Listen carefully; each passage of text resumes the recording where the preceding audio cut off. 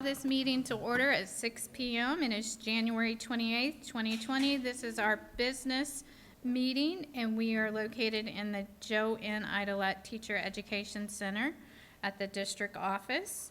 At this time, please join me in the Pledge of Allegiance to the flag, led by Vero Beach High School Air Force Junior ROTC Detachment 043 under the direction of Wade E. Dews, Chief Master Sergeant Retired, Aerospace United States Air Force, and Dean Rasdahl, Retired Major, United States Air Force.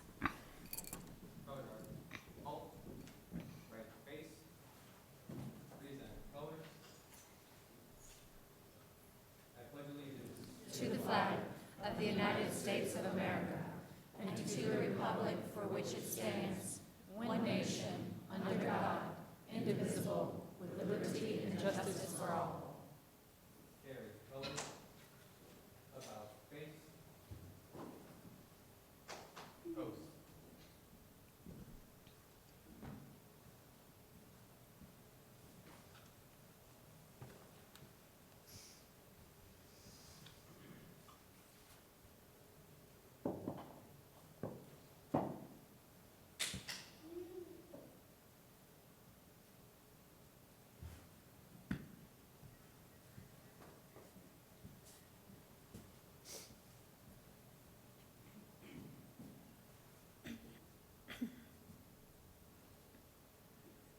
Left face, forward march.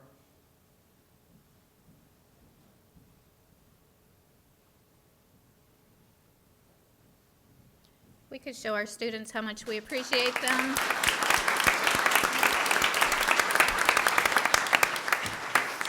They always do a fantastic job.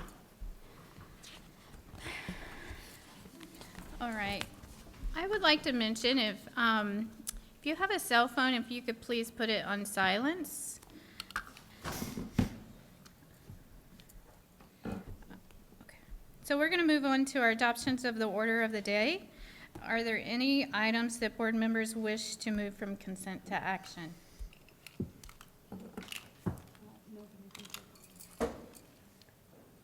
Dr. Moore? Do you have any items? Or we've already moved? We've already moved it. Okay. We moved consent to action earlier, correct? Yes, ma'am. Okay, thank you. All right. I need a motion for approval. Move approval. Second. Any discussion? No, ma'am. No, ma'am. Okay. All in favor? Okay. 5-0. All right, so we are going to move on to our presentations. I'm going to turn this over to Dr. Moore for a series of special presentations. Through the chair, thank you. Our first presentation will be facilitated by our Public Information Officer, Ms. Maddox. Thank you. Hello, good evening, everyone. Thank you for being here tonight. Tonight we are very excited to present Encore from Sebastian River High School's Choral Department under the direction of Mr. Larry J. Stanley Sr. and Catherine Stanley, who is the Director of Choreography. Encore is the top performing ensemble at Sebastian River High School, comprised of 16 students in grades 9 through 12 who auditioned last spring for the 2019-2020 school year. Encore has the pleasure of performing throughout the community, and this group has won several competitions throughout the state. Encore achieved the highest rating and honor possible at the State of Florida Vocal Association Music Performance Assessment at Palm Beach Atlantic University. Tonight they will be singing Feeling Good and Boogie Woogie Bugle Boy. That's a tongue twister. Thanks, Mr. Stanley.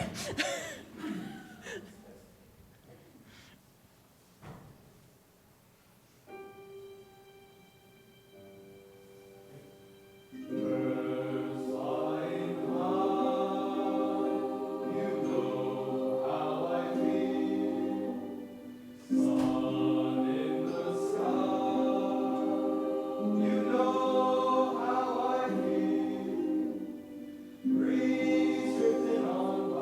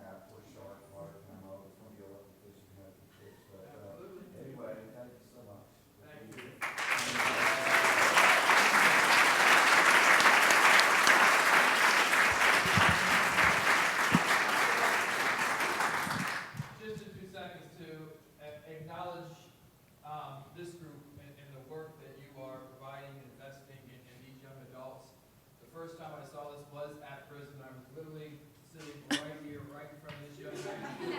And he did that, right?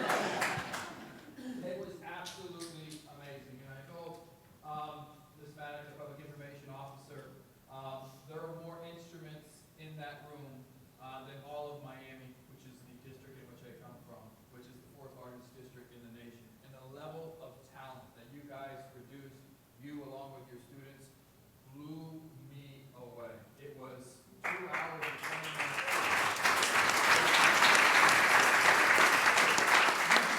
The work that you're doing and the investment that you're making in these young adults and the talent that you guys have within you, absolutely amazing. Continue to let that light shine.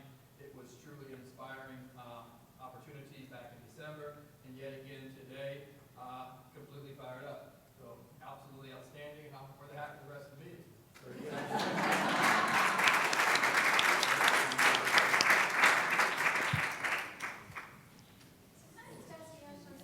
You were graduating this year? A couple of you. Congratulations, you made my first and second year on the school board. This is the best part of the night, the week, and prison is the best thing I get to do all year. So for those of you I won't see again, thank you. The rest of you, I'm so glad you guys came.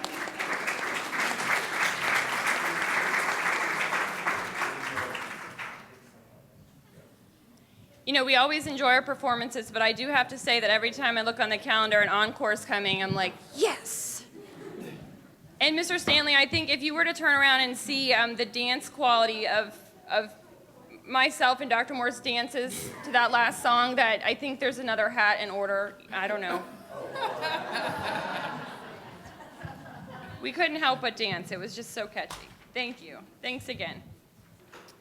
So tonight we have a short video for you about our work-based learning experience program. Now we've been holding on to this video for a little while, just waiting to launch it, and we do have a couple more to follow up in the next couple of board meetings where we would like to recognize the job coaches and the students who are involved in this program. But this program is designed to help our ESE students transition from the school system into the workforce. And our school district partners with local businesses, and it's through these partnerships that students are afforded the opportunity to learn valuable skills and discover career paths that interest them. So Mr. Oil, the Vero Beach Airport, and Pelican Landing Assisted Living are just a few of the local partners that help make this program a reality for those students. This video tonight is about how a student named Donald started working part-time at Mr. Oil, learning about vehicle maintenance, and is now employed full-time.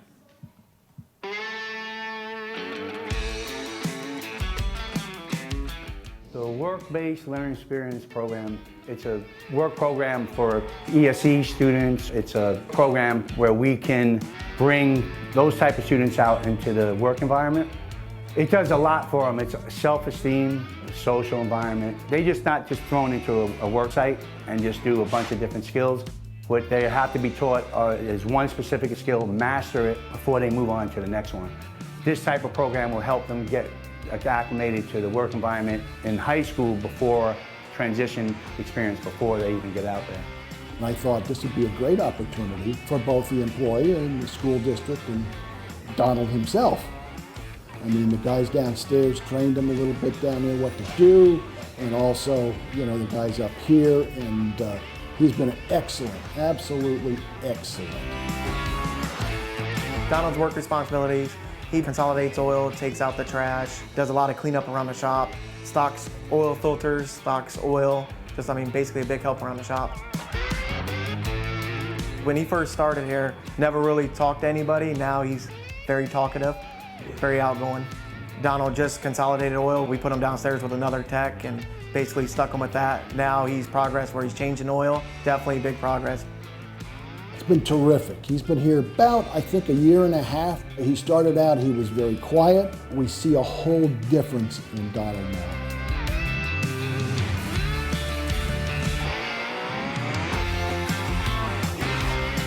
He's not your typical normal WBL student. To get to one work skill, he had to accomplish 3 along with it. He has done nothing but blossom since last year. Like, I'm proud of him. He's just a great story.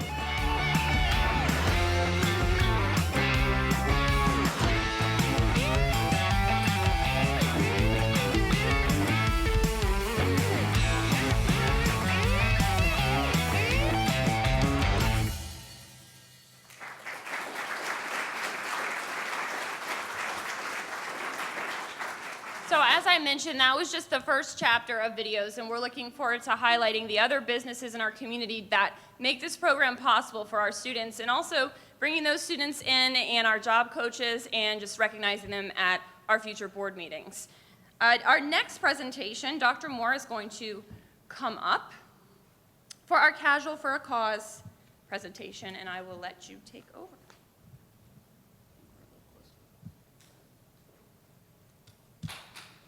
Should have my glasses on. Tonight, we are proud to recognize our Casual for a Cause organization for the month of December, the Salvation Army. Each month, our district designates an organization to fundraise for in a very unique way. In exchange for a donation to this organization, students, teachers, staff members are allowed to dress casually on a predetermined date in the month of December.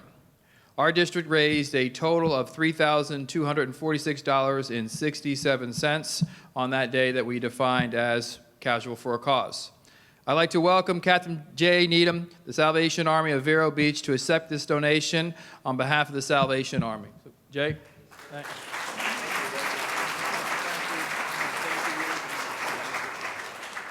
Well, I had a song and dance ready and prepared, but you brought in the experts, and so I'll leave that. And my kids are here, and they were like, "Don't do it, Dad."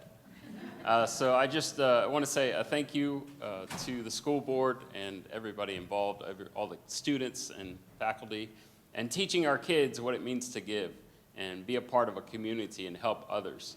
A lot of the people that come to us at the Salvation Army needing help are not just adults, but many of them have children in schools, and you know that for a fact, and you know very well, you work with them every day. And so this money will help us assist those, but it just helps and it excites me to see that our community does this, Indian River County does this, and schools are involved in teaching kids what it means to give back and help others and support others in this time. So thank you very much, and thank you, Doctor. I'd like to ask the board to come up for the presentation of our check.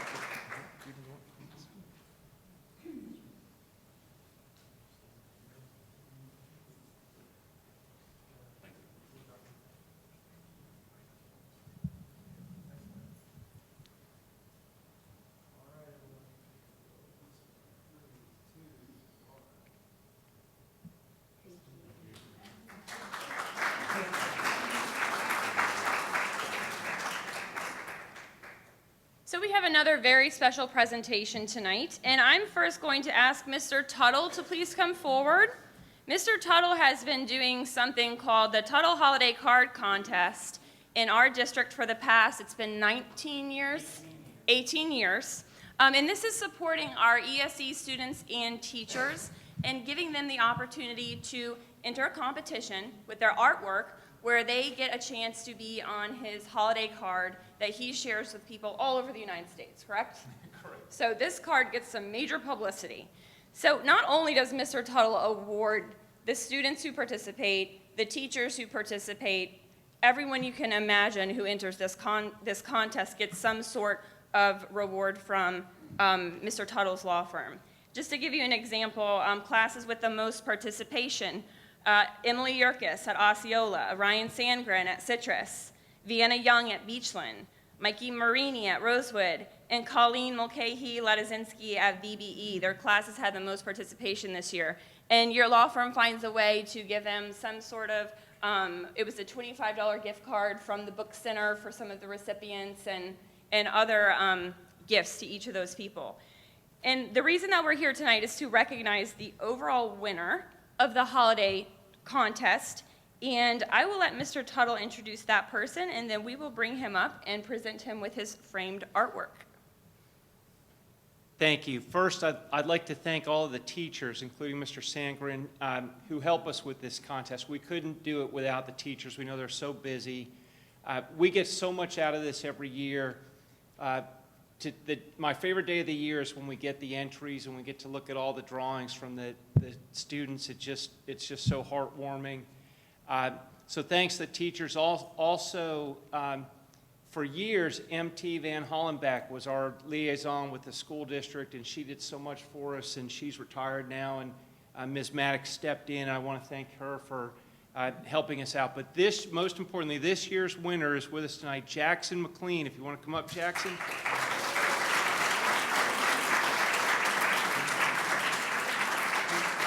Mr. Sandgren, if you want to come up too.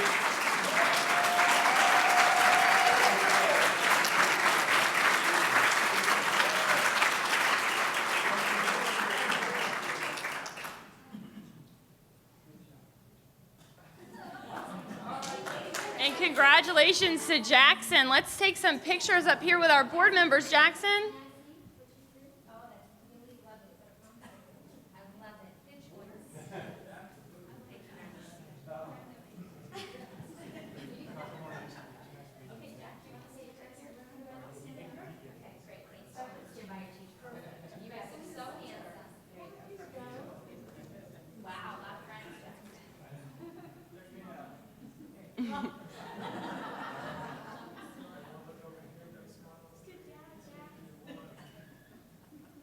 All right, Mom, why don't you get in the picture with Jackson?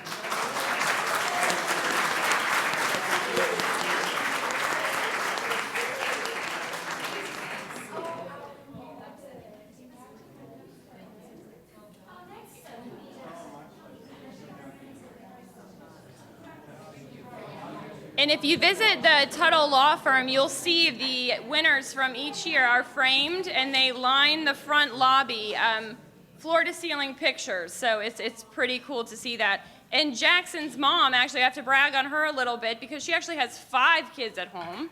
And we know it takes a supportive parent to have a student of this caliber to produce this type of artwork. And Jackson also has a twin, correct? Yes. Yes, so you are very busy. Very awesome. Okay. And I just want to mention as well, we had our second place winner, Elijah Weatherly, in Miss Randall's class at Osceola Magnet, and our third place winner was Nicondo Martinez in Miss Geary's class at Citrus Elementary. So congratulations to all those students, and thank you, Mr. Tuttle.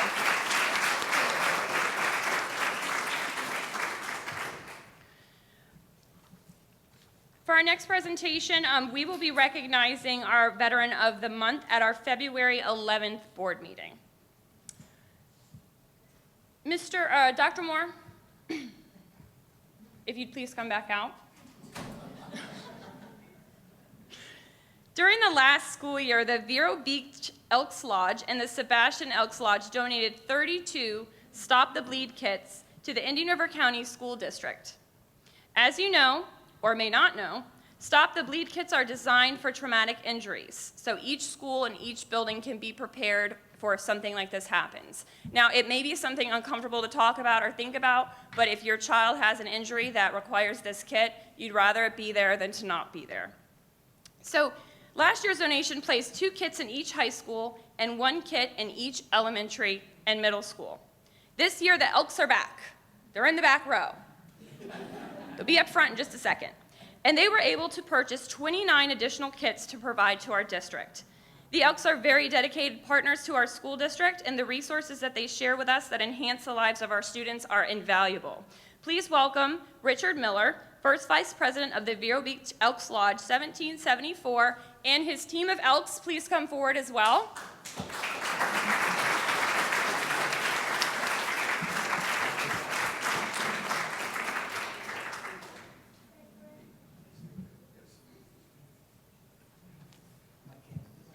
This year, the Vero Beach Elks was able to raise the funds in order to purchase the 29 kits. So on behalf of the Vero Beach Elks, we'd like to present the 29 kits to the Indian River School District for use in the schools. This will allow to have, each high school will now have 3 kits, and each elementary and middle school will have 2 kits.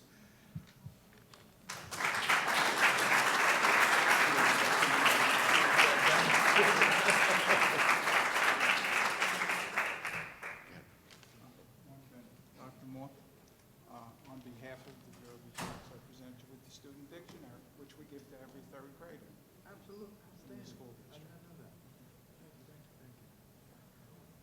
welcome to the district.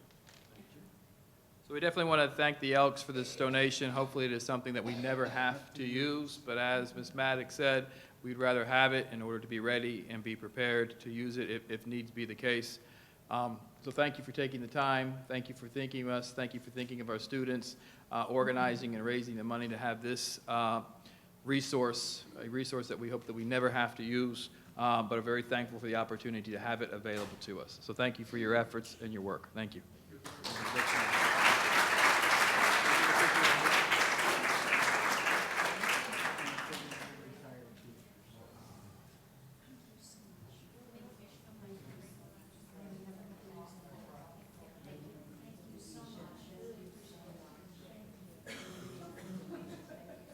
And each of the board members has a dictionary presented to them by the Elks tonight. And if you didn't hear, the Elks provide dictionaries to every third grader in our district. And they come by with Elroy the Elk into the media centers, and they present these dictionaries to the students. My sons were lucky enough to receive these dictionaries, and just the other day we were studying, am I distracting you? I'm sorry. Just the other day they were studying guide words in dictionaries, the words at the top, and we had to pull out our Elks dictionary and use it for homework. So thank you very much.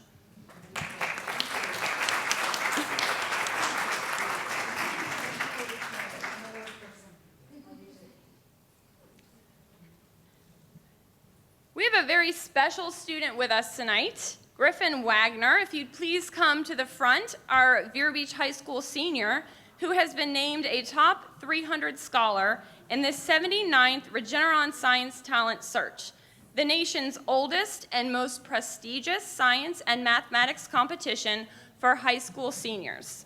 I was very happy that Mr. Bush was here tonight because I was having a hard time pronouncing the name of your science project. So I said to his family earlier, you must be so proud, the caliber of student that you have and to receive this honor. So I would just like Mr. Bush to come forward and oh, Mr. O'Keefe's going to speak first, okay. And if you could just say a little bit about Griffin, and then I think you're going to go into some of the details about his accomplishments. All right, Mr. O'Keefe. Good evening, everybody. Chairman Zork, board members, Dr. Moore, ladies and gentlemen. As was said, we have a very special student and some great news from Vero Beach High School. Regeneron Pharmaceuticals has recognized Vero Beach High School student Griffin Wagner as one of the top 300 young scientists of the 79th Regeneron Science Talent Search, 300 names in the U.S. and 16 in Florida. The Regeneron Science Talent Search, a program of Society for Science and the Public, is the nation's most prestigious science and math competition for high school seniors. Alumni of the award have made extraordinary contributions to science and hold more than 100 of the world's most distinguished science and math honors, including the Nobel Prize and National Medal of Science.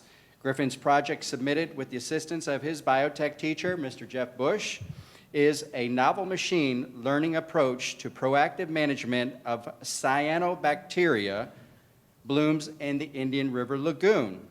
Griffin and each scholar named will be awarded $2,000. In addition, the scholars' high school will receive $2,000 for each student named to be designated to further support excellence in science, math, and/or engineering education. Regeneron presents these certificates of merit to both the Regeneron scholar, Griffin Wagner, as well as his sponsoring teacher, Jeff Bush, who teaches biotechnology at Vero Beach High School. So we're very proud of Griffin and thankful for his teacher for the contributions to Griffin's scientific career. And Griffin is well on his way to doing great things in not only our world here at Indian River County, but the world at large and greater. So, way to go, Griffin. And Mr. Bush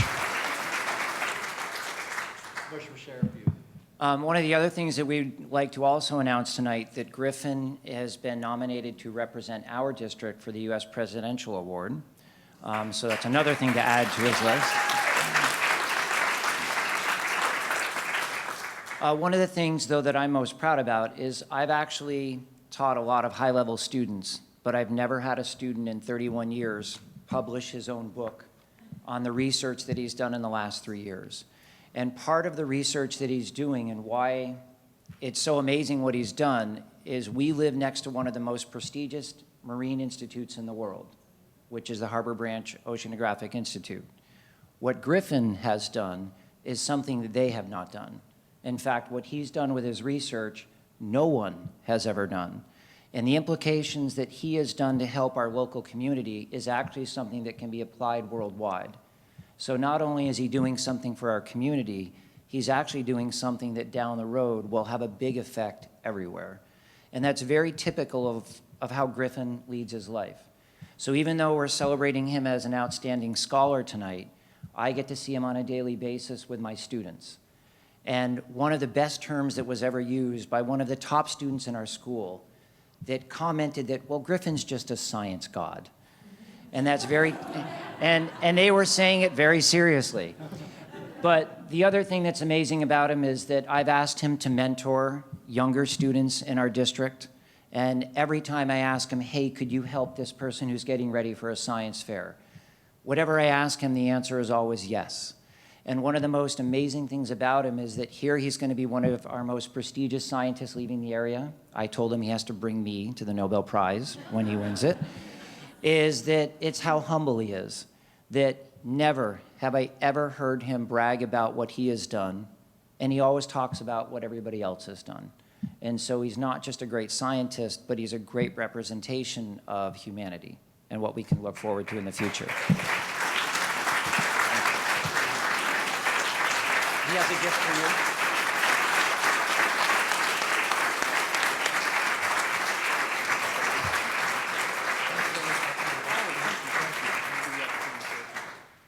Given the fact that one day we're all going to work for Griffin, I think it would be appropriate to allow him to say a few words.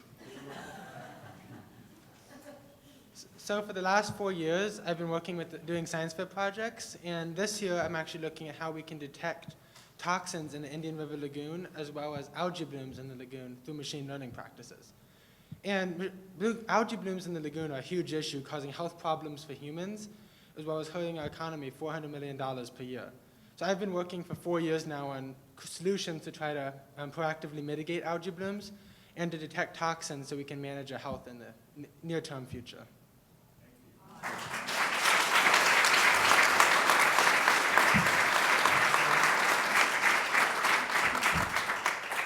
So tonight we would like to present Griffin with the Regeneron Science Talent Search 2020 Award.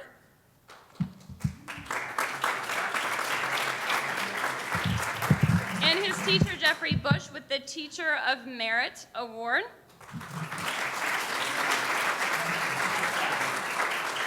And we also have a plaque from our district for Griffin as well. So congratulations, Griffin.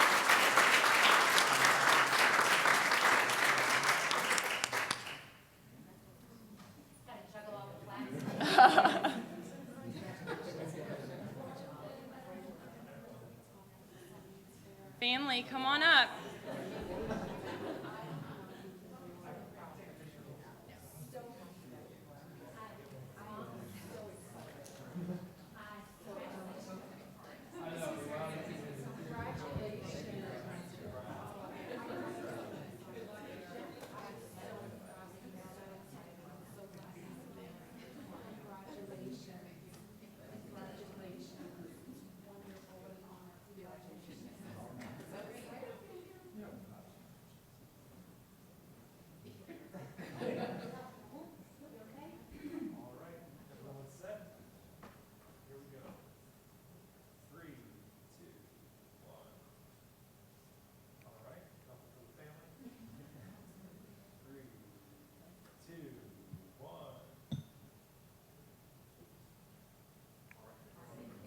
Congratulations.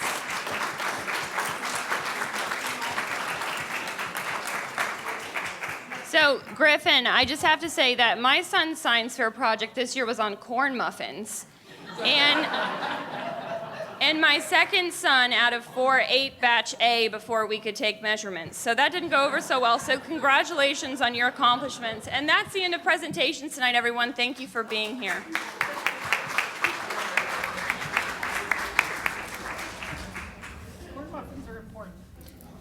They were good. Listen, I could use all the help I can get when it comes to baking. He can come to my house. They were actually not that great. Okay, is that good?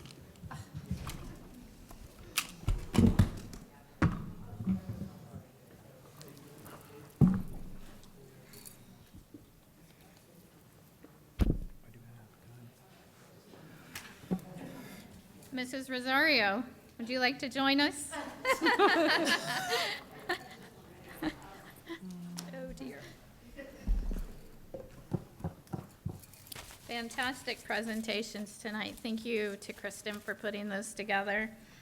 We're going to move on to our citizen input portion of the meeting, and at this time, let's see, we have our first Samuel Simartano. Did I say that right?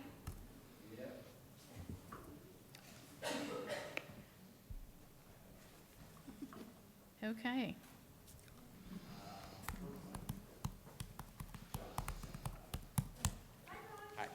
And John. And We have John. both. Well, Okay. Samuel was going to come up here and take a minute or two, but you know, the spotlight and the fame, I think's got him. Yeah. So if I may extend maybe one extra minute on his behalf, since we're both going to talk. All right, thank you. Dr. Moore, welcome to Indian River County. It's nice having you.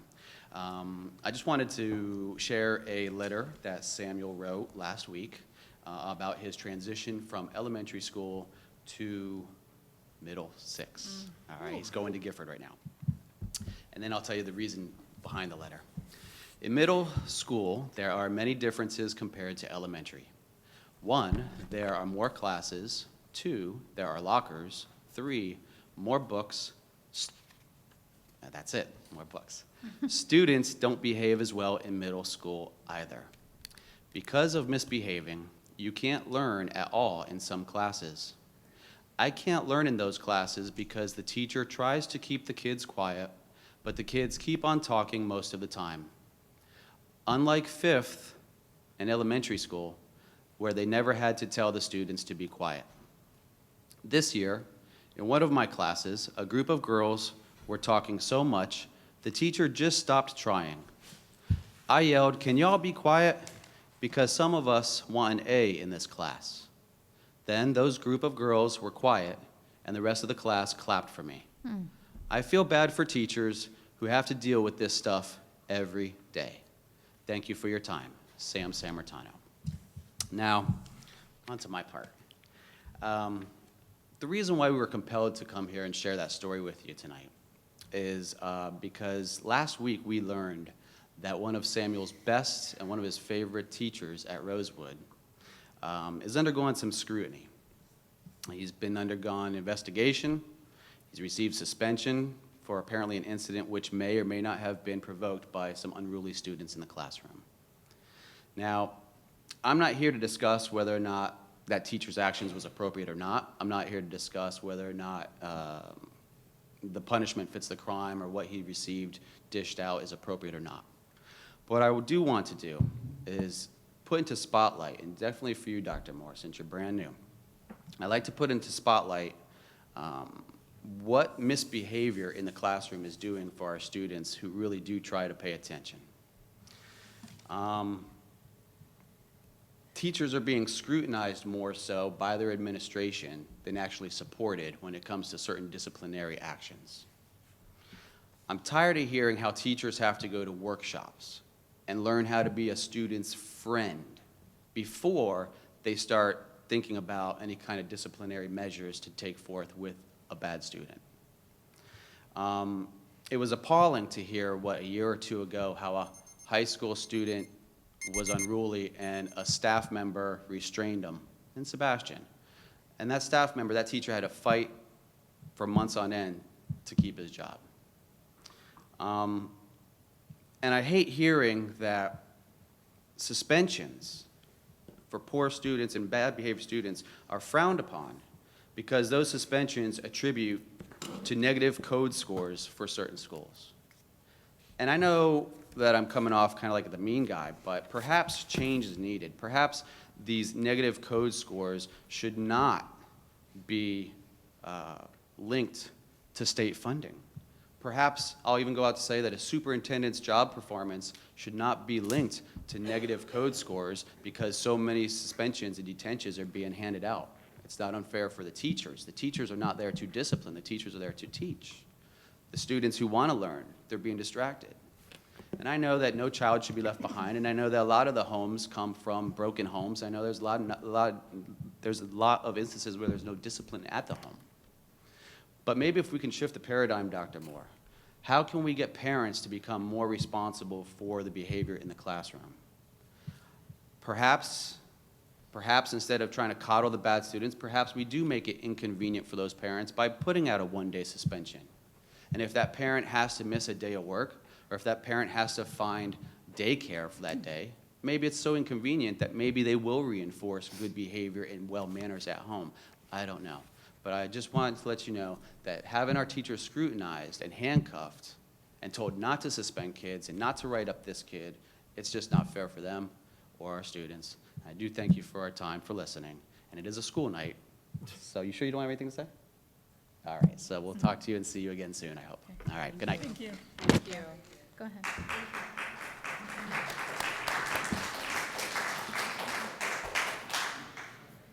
Mr. Summerton, I just want to say thank you for coming out tonight and speaking, and I want to say thank you to your son, Sam, because it takes a lot of bravery to stand up and to own your education and to feel that you have the right to be in class and to learn. So I'm really proud that you wrote the letter and that you were brave enough to come and share it with us, and hopefully we'll be able to make some changes to help your educational environment. So thank you, sir. Thank you. Yes. Okay. Mrs. Cannon?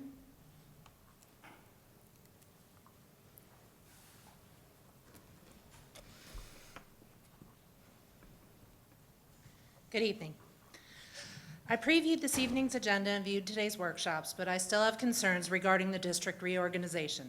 First, it's inaccurate to state that in the past we have approved a new job description and appointed to the position in the same night.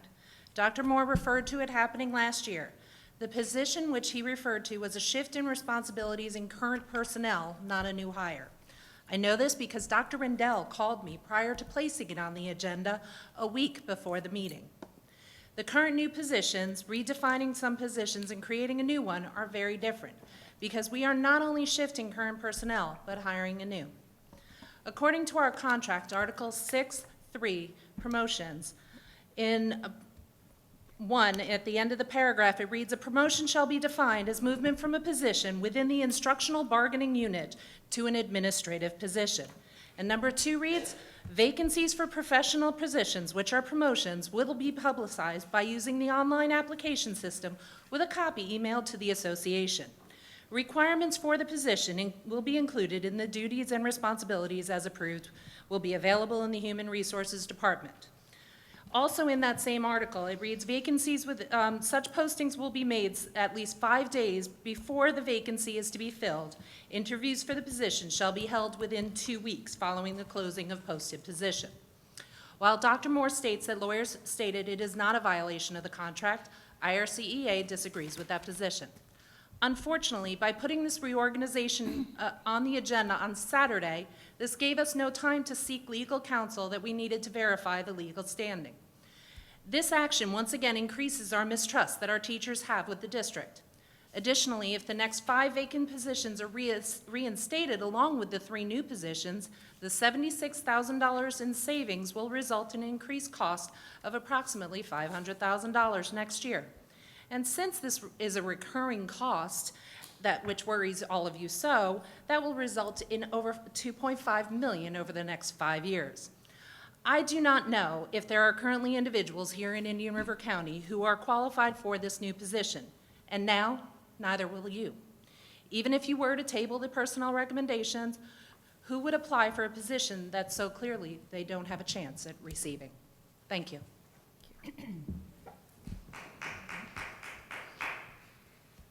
Okay. All right, so do you want to speak to this, or do you want to wait until we get to the approval of the action? Through the chair, we're going to address the item, and I'll run through during the presentation of the item. Okay, perfect. At this time, we're going to move on to the consent agenda. I need a motion to... I'll make a motion. Second. Okay. Mrs. Berenberg, would you like to speak to your motion? Yes, I just noticed that we have a nice substantial donation to Sebastian River High School, and I'd like to thank the organization that did that. It's much appreciated that we are recognizing that those donations are happening for our schools, so we thank you. Okay. Mrs. Strauss? No, thank you, Mrs. Sorek. Any other comments or discussion? Okay. Actually, I do have something. I'm sorry, I apologize. Sorry, Dr. Moore. Okay, I'm sorry about that. I do advise a lot of the things that are on consent, or there's something for approval to set a public hearing date for a revised policy regarding capacity at our schools. So I just want to let everyone know sometimes the work that we do during the day does speak to some of the different decisions that are made at night.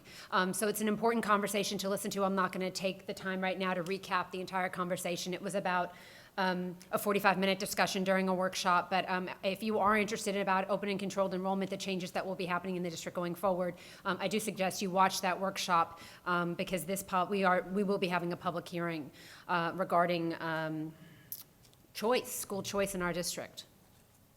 Dr. Moore? Just one additional item that's being approved tonight was around the area of school site audits. We do have one principal here this evening who had a perfect audit. I was a principal for 7 years of 3 different schools, and that is a feat to be accomplished regarding the amount of funds and the interactions which you are required as a principal to be over and control. So I'd like to acknowledge the bookkeeper here who oversees the money, Ms. Liz Godfrey. If you could please stand and be acknowledged for your outstanding work.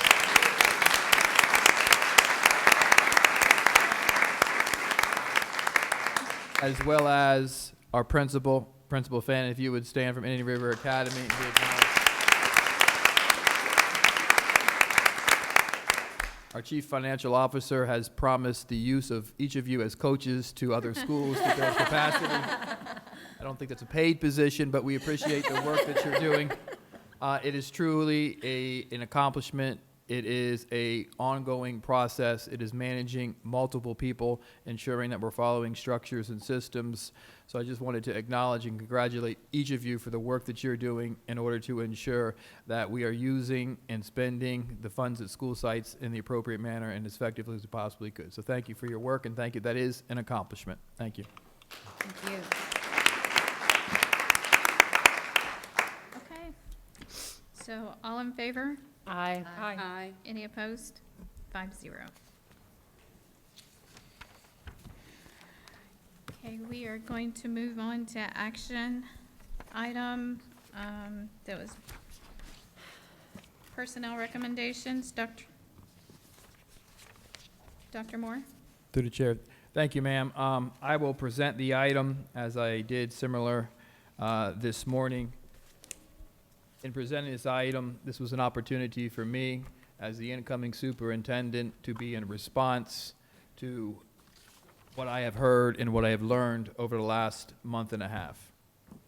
Initially, this was an item that I thought I would bring at a later date, but as I listened and as I learned, I am obligated to act. I am so thankful to be part of a community that has embraced me, embraced the opportunity for change to improve our system and our district to be in the best interest of children. So this is me who stated during the interview process bold expectation of ensuring that each and every single school in our district is an A.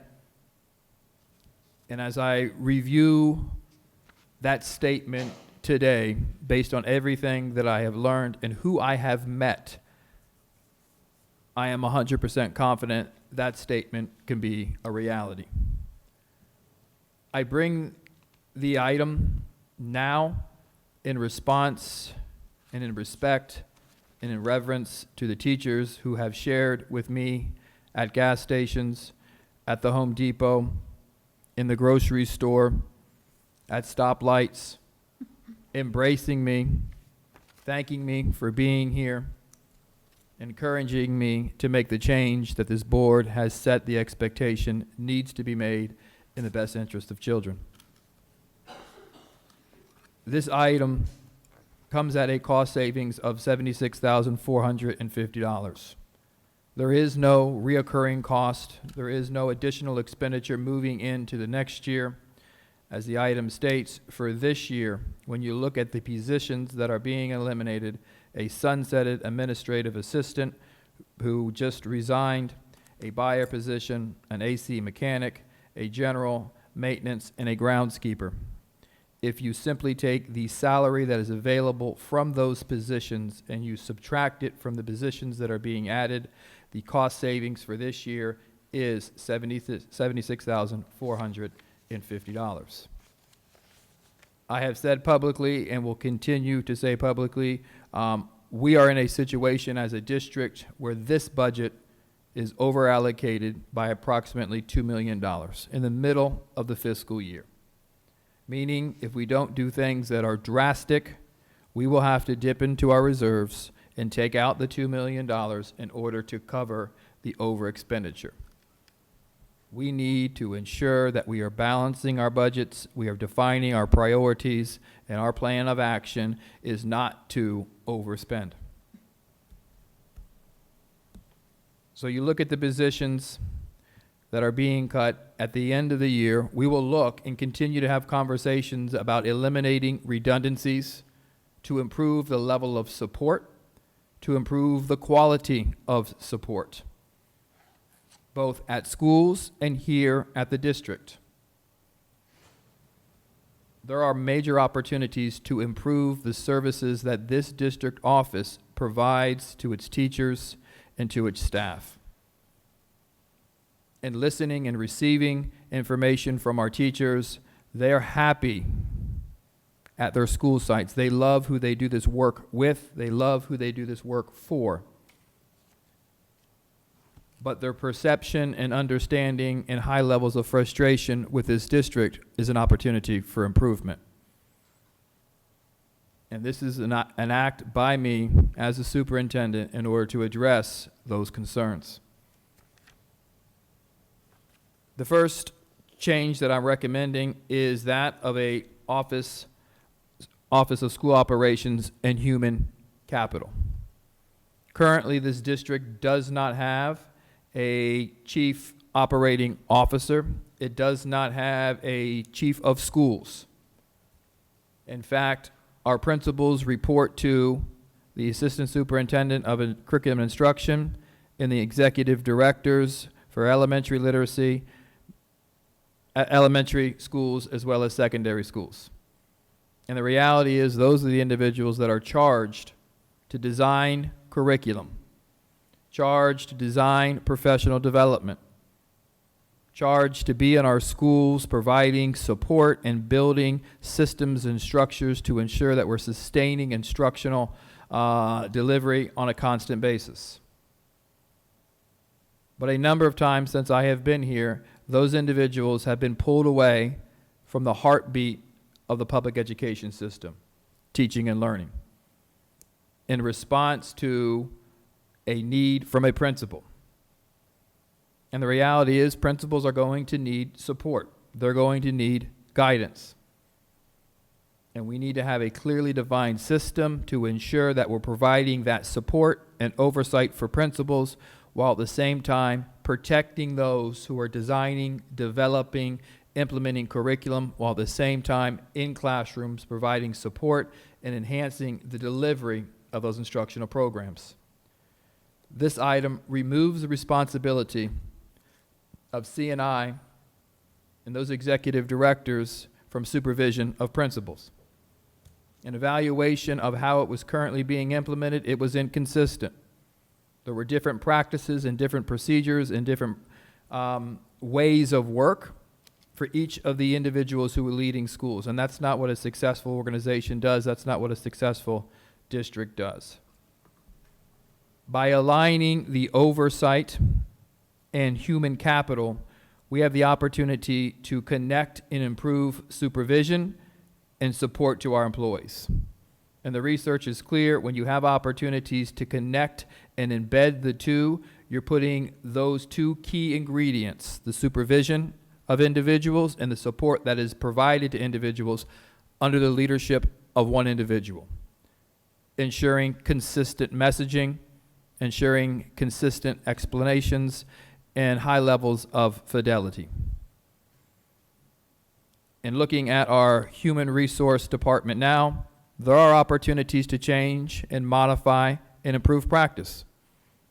It is a constant concern that has been shared with me. One way to address that concern is to ensure that we have a system in place to build the capacity of principals to ensure that the authority of the position of principal is at the school sites, and that authority isn't displaced and given to someone else. It's ultimately given to the principal, and the principal is supported in a way to help build the capacity of those and who he or her is charged to lead. This item pulls together under one individual the opportunity to have human capital and principal supervision connected and intertwined, speaking in one message and in one voice. In addition, it will have operations, facilities, and maintenance once again where the rest of our employees reside. So it is about being consistent. It is about ensuring that we have one message regarding high expectations and support to teachers. The next area that I'm proffering is the establishment of the Office of Curriculum Instruction, which currently already exists. The volume of work under the current design is not going to lead to success regardless of who was doing that work. The level of oversight, the level of implementation, the level of curriculum design, curriculum implementation, services to our students of special needs was not being done in a meaningful way because the volume of work was simply too much. As I said, teaching and learning is the heartbeat of any district. Curriculum and content and resources provided by that office needs to be designed in a way to ensure our teachers are provided with the most meaningful resources that have been designed in a way to meet the needs of our students. The systems of support that our students receive, whether it be mental health, whether it be student services, whether it be exceptional student education, those programs as well need to be done in a thoughtful, consistent manner. Having the opportunity to separate those offices from curriculum instruction, ensuring that one individual oversees literacy, math, science, social studies, CTE, as well as the support programs that need to be in place. Currently, this district does not have a program for assistant principal development, a pathway from a teacher to an assistant principal. There is no program in place. A pathway from a assistant principal to a principal. There is no program in place. A program to build and support instructional coaches is not in place. A system to build sustainable practices at school sites, modeled and developed by the district to support schools, is not in place. Because simply the volume of work, the most important work in this district, we spread our people too thin. This position allows one individual to have leadership of these particular offices, while at the same time keeping in mind removing the supervision of principals, which constantly pull them away from that work. The next position is a new office, the Office of Strategic Planning and Support Services. This office oversees two areas that currently are not being implemented or monitored. The first is strategic planning. And when I say strategic planning, we have a district strategic plan that is not being monitored, is not being managed. The oversight or cross-bureau assignments are not being managed. It is a plan that was developed that is not effectively being implemented or managed. If we as a district or a system, almost a $250 million business, do not have a meaningful plan that is being managed, monitored, constantly evaluated, we're never going to grow as an organization. We will remain stagnant, we will remain stale, and that is a disservice to students. We need to be at the cutting edge in terms of instruction. classroom design, implementation.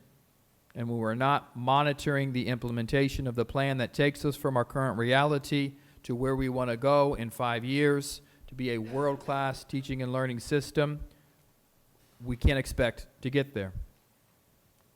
Also, in terms of compliance, systems this size, and this is a multi-million-dollar business that we are accountable for, we need to have structures and systems to ensure that we are compliant with ever-changing statute, ever-changing class requirements, changing standards.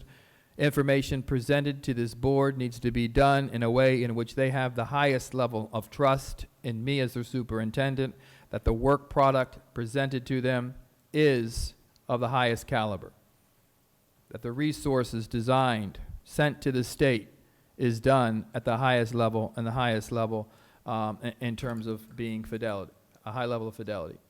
That system also is not in place. Those are two key ingredients to ensure as a district we are successful,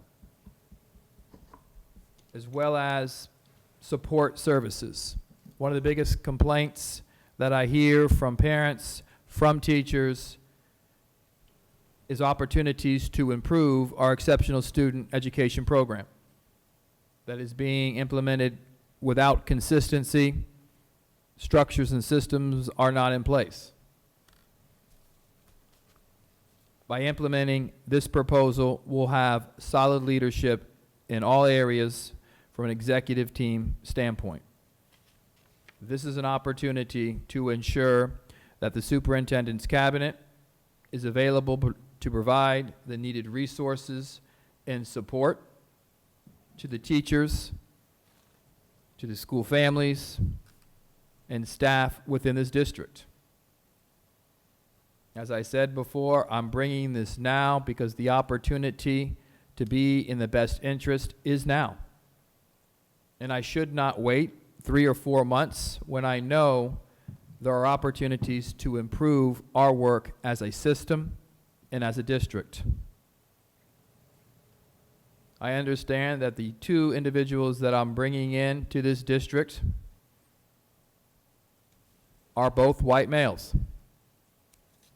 I would ask to be evaluated on my commitment to diversity and inclusion at the end of this reorganization. I pride myself in being inclusive. I pride myself in the work that I have done historically around equity. One of the most attractive things for me to seek employment here is the opportunities to address equity in this community. It is work I look forward to investing in, and I will allow my previous record as well as the record that will be established in Indian River regarding the work around equity. I understand that these positions are being set forth in terms of job description, as well as placing individuals into this position at the same action item. I understand that this item was posted on Saturday.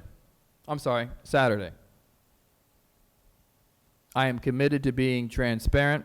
I am committed to ensuring that this board is not blindsided or does not understand the methodology or the thinking behind how I am managing and operating this district.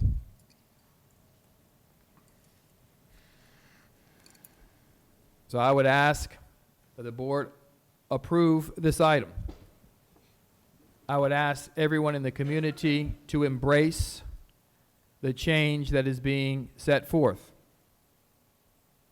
The change that is being set forth comes in response and in respect and in reverence to those who have greeted me and encouraged me and supported me to bring this change.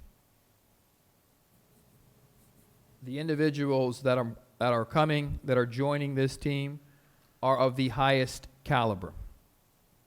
I have received a number of phone calls from sitting superintendents, from high officials at the state, from the state office, talking about how I was able to attract a sitting superintendent to come in and connect and invest in this district.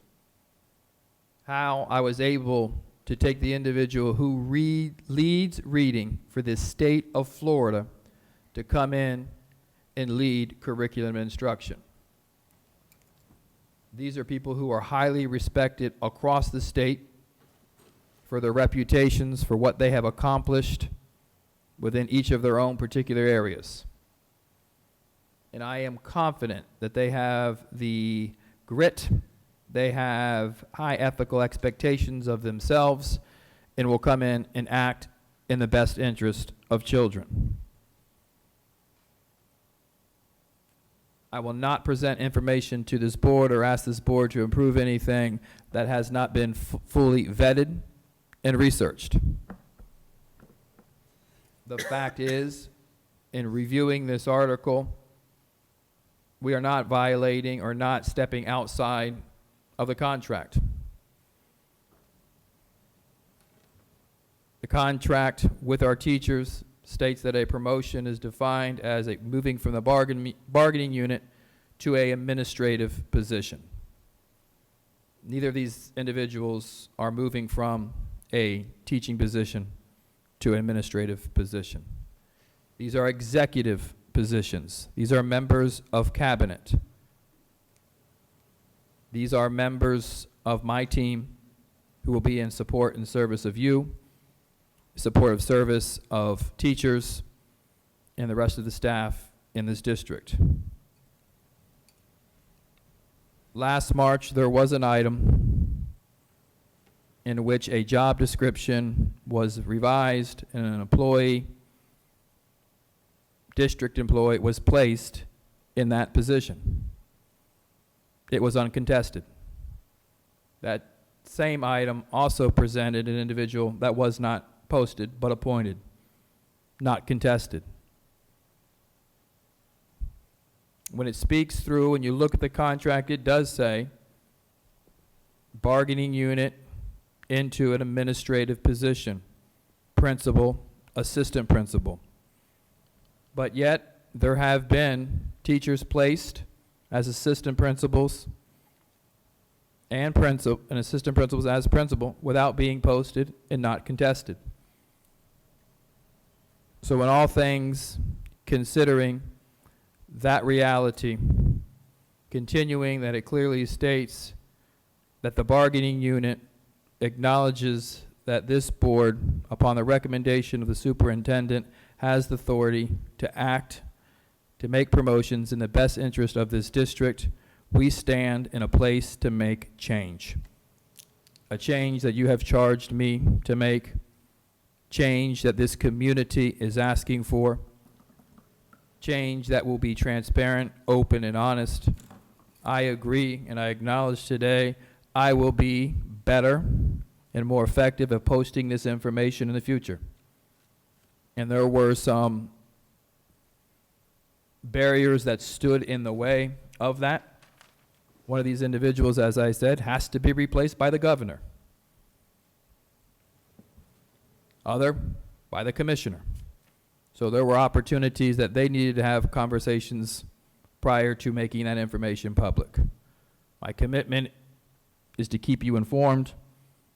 My commitment to this community is to evaluate me on my actions. I've been here for basically 18, 19 days. I will stand on my ability and my willingness to connect, to communicate, to have open and honest dialogue with anyone, anywhere, at all times. I will conduct myself in a way which brings honor to my wife, honor to my children, and honor to my family, and honor to those who have spent significant amounts of time investing in me. I stand ready to embrace change. I stand ready to be in the best interest of children.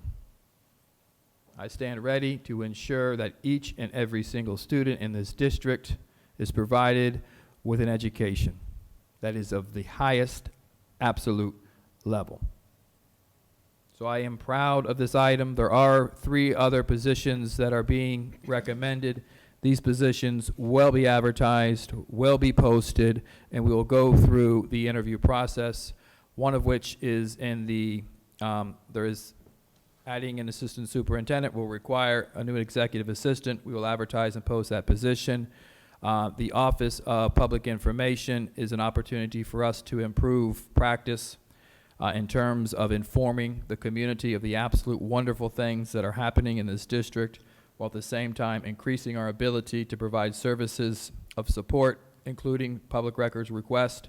So that will enhance that work as well as a data specialist, a data analyst and project manager.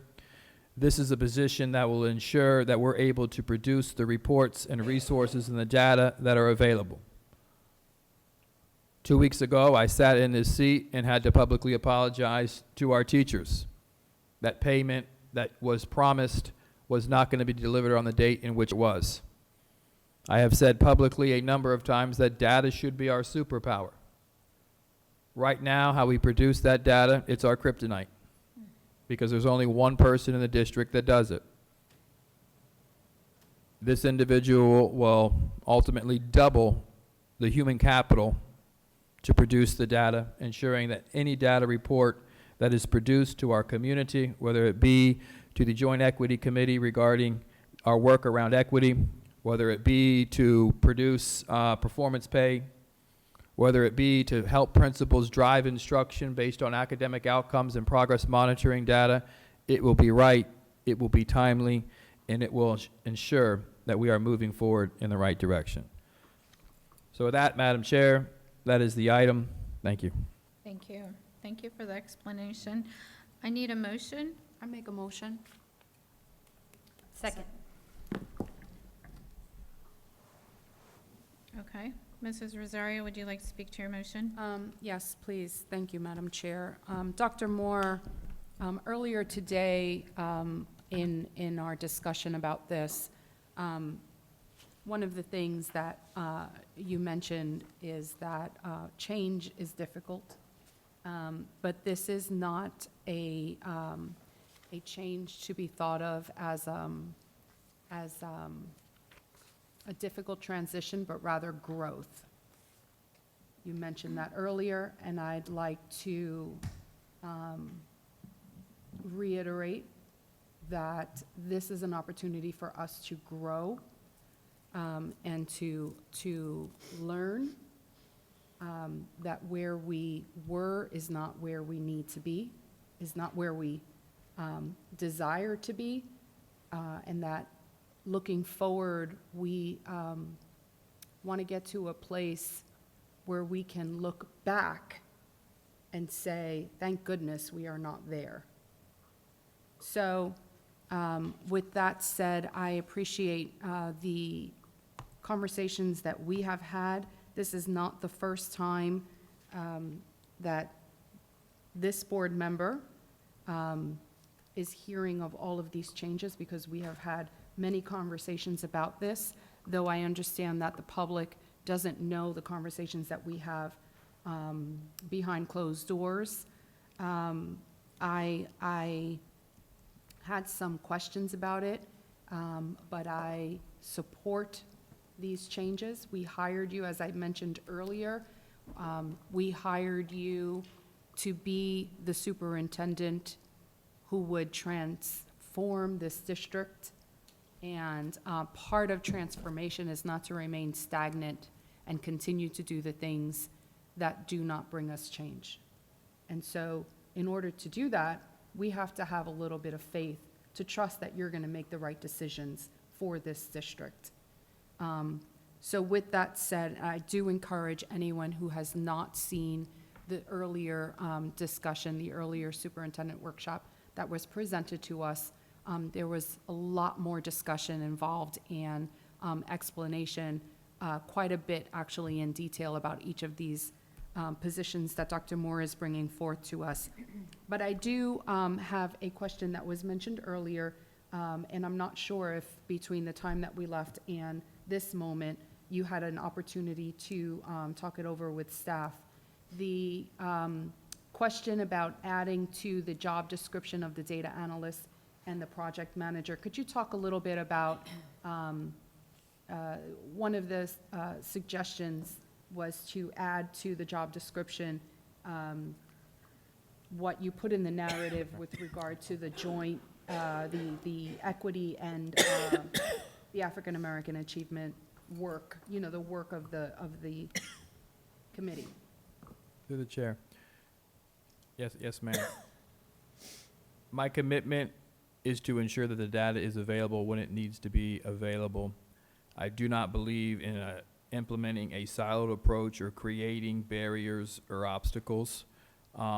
We need to ensure that as a system and as a district that all data is being vetted. It's coming from a data source that many times is protected for multiple reasons, that we have systems in place to produce accurate reporting and accurate data. I referenced in the narrative the African American Achievement Plan and the data that is needed to drive the progress and implementation of that particular plan because it is a priority to this board and a priority to me. In the job description itself, it does not reference it. It does reference it other areas assigned by the supervisor. That will be one of those particular areas. Also mentioned during the workshop, the job descriptions sometimes cause issues for us. We need to look at all job descriptions moving forward. I would imagine you'll see multiple job descriptions come before you to modify those to ensure that we have the flexibility and freedom to ensure opportunities to assign the appropriate work as needed, and job descriptions aren't pigeonholing us into a particular area. So I say that in a way, in a rapidly changing organizational system such as ours, responsibilities become fluid. Responsibilities rapidly change, and sometimes job descriptions narrow the focus of what human capital can be doing. So it is a case-by-case scenario where we're evaluating job descriptions. The commitment that I make to this board, to our teachers, to our principals, is that data will be provided in a timely manner, it will be accurate, and it will be appropriately given as quickly as possible. Thank you. I just have two subsequent quick questions. So Dr. Moore, just for clarity's sake, the data analyst will support the work of equity for the district in terms of will be able to support along with the, I believe this person is working with the Director of Assessment and Accountability, correct? Through the chair, that office will be responsible to providing that information. It is detailed in the African American Achievement Plan, which will come to your approval. It does have the director's name listed as a responsibility. During his evaluations, he will sit with me and provide the data progress points, the implementation requirements, the evidence of implementation, and if that information is not being provided, there will be a very candid conversation regarding the expectation that has been set forward by this board as well as me. So we will hold that office accountable for ensuring that information is being provided. Thank you. And then earlier, this is my last, earlier this today, this afternoon, you also talked about the high level of concerns with human capital and how we have not really had as much support in the professional development of teachers, teacher leaders, and coaches within our, instructional coaches within our district, that we certainly have an opportunity now with these new positions to grow in these areas. Could you just speak publicly a little bit about how these new positions will support teachers in our district? Through the chair, building sustainable practices in each school site has been a key ingredient of the success that I've had in Miami, as well as other districts across the nation, ensuring that support is at the school site. And ineffective practices are taking people away from the schools, away from children, and having them sit in a auditorium-style room and provide them information and calling that professional development and professional learning. The reality is you can provide all that information in an email, but providing an expert teacher, a master teacher, whose sole responsibility is to invest in a group of teachers on a daily basis, spending 80% of their time not carrying a radio, not supervising lunch or arrival or dismissal, but working with teachers, helping them disaggregate data, understanding how to take that data and design instructional activities to meet the needs of every single learner, how to differentiate instruction, how to break away from straight rows in a classroom where every single student is receiving the same exact lesson, and knowing that every single student in that classroom has different needs. Teaching in today's world is complex, it is challenging, and we need to provide constant support to our teachers in order to design lessons that meet the needs of all learners. And that will not be done under this current design, but bringing someone in who leads, coaches, and support for the state's lowest 300 schools, oversees the implementation of the comprehensive reading plan, which is a professional development plan, has visited multiple districts, has designed and provided development across the state, who leads this work, is an opportunity really for Indian River County to be a step up. Thank you, sir. All right. Second was by Dr. Schiff. I'll be brief. Because I'm not going to belabor everything that I said this afternoon and invite anybody who is interested in more depth in this conversation to please watch the tape of our superintendent workshop today.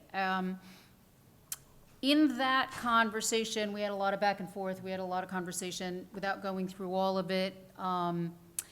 You convinced me at that time that you are doing what we asked you to do and what we hired you to do. So I'm not going to go back through all of the steps of why and how you're doing that. And some of that means bold moves. Some of that means getting used to change. I trust that you have checked the legality, which is being questioned.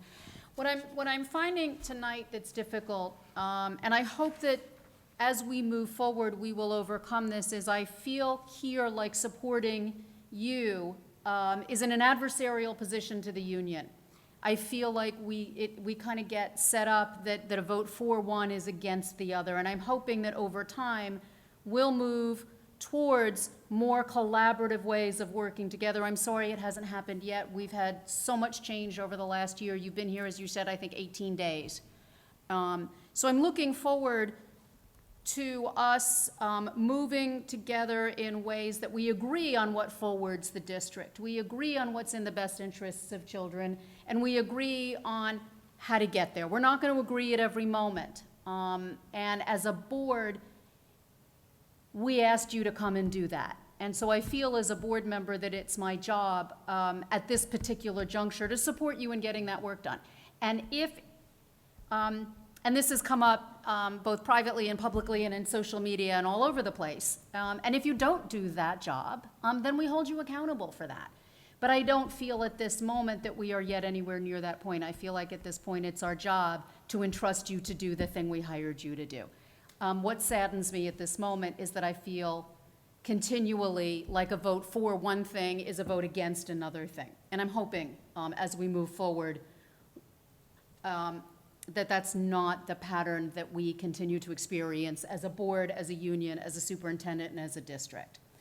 All of that said, without belaboring the comments, you convinced me that this is the thing to do at this moment to support you in getting your job done.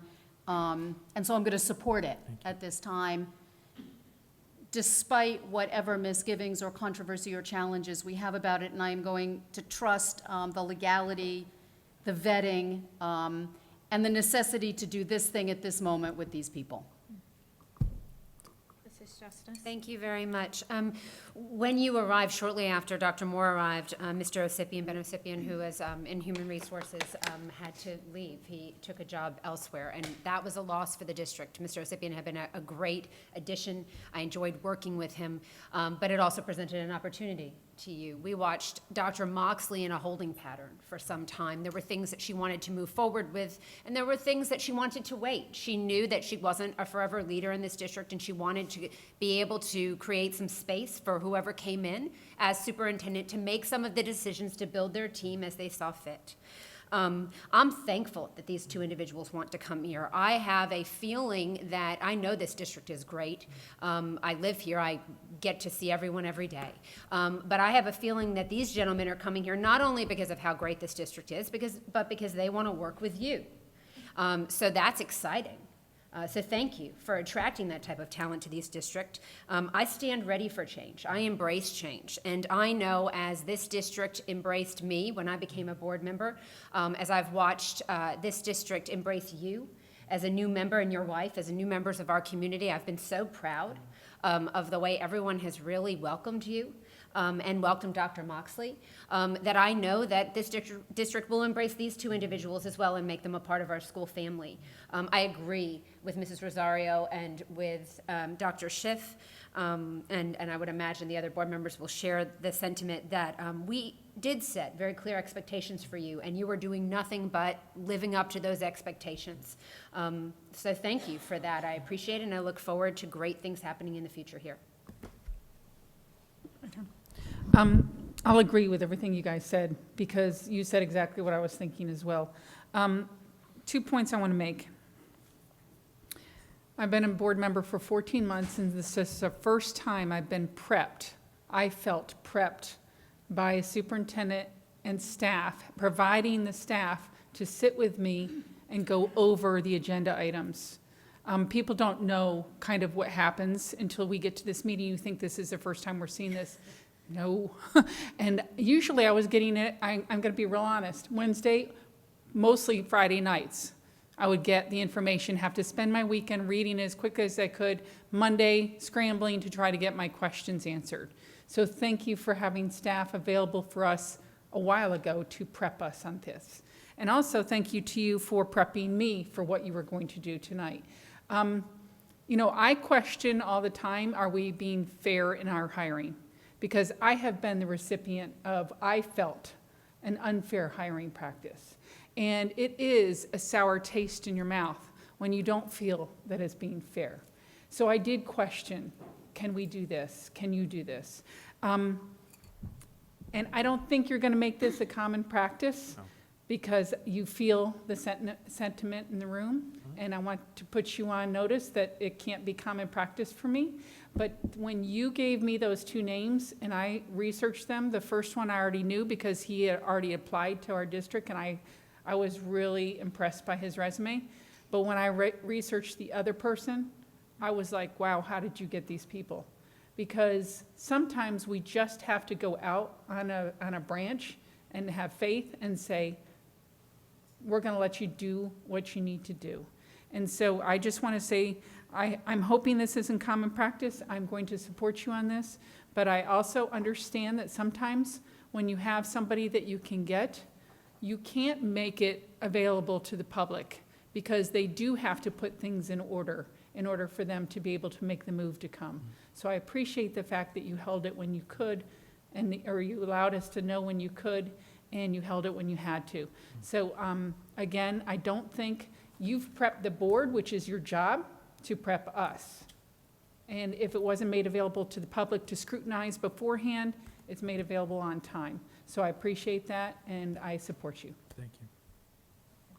Yeah, I actually want to thank Mrs. Cannon. Your attentiveness to detail, your being here every week. I feel like sometimes we sit up here and we say thank you, thank you, thank you to the superintendent, and we kind of forget some of the other places and spaces because it's not the way we do it. But I want to thank you for your attention to detail. I want to thank you for being up here and holding us accountable every week. I want to thank you for, while it sometimes feels adversarial, I am 100% clear that your commitment is to the people in this district and the kids in this district. And while we may not always agree, I want to thank you for the diligence of your work. And I want to have that acknowledged in this space as we often acknowledge the superintendent and other people in the district. Thank you for all of the extra miles that you go in order to look out for the people who trust you to do that. Just want to say that publicly. Kudos. Dr. Moore, I don't think it's any secret that I've been critical in the past of the way things have went. I'm very optimistic, and when we went out seeking a new leader for this district, I was looking for someone that was bold and courageous and willing to take the risk to make changes, because we can't keep doing the same thing over and over and expect different results. And our kids are sitting in the classroom right now, and that's who's the most important to me.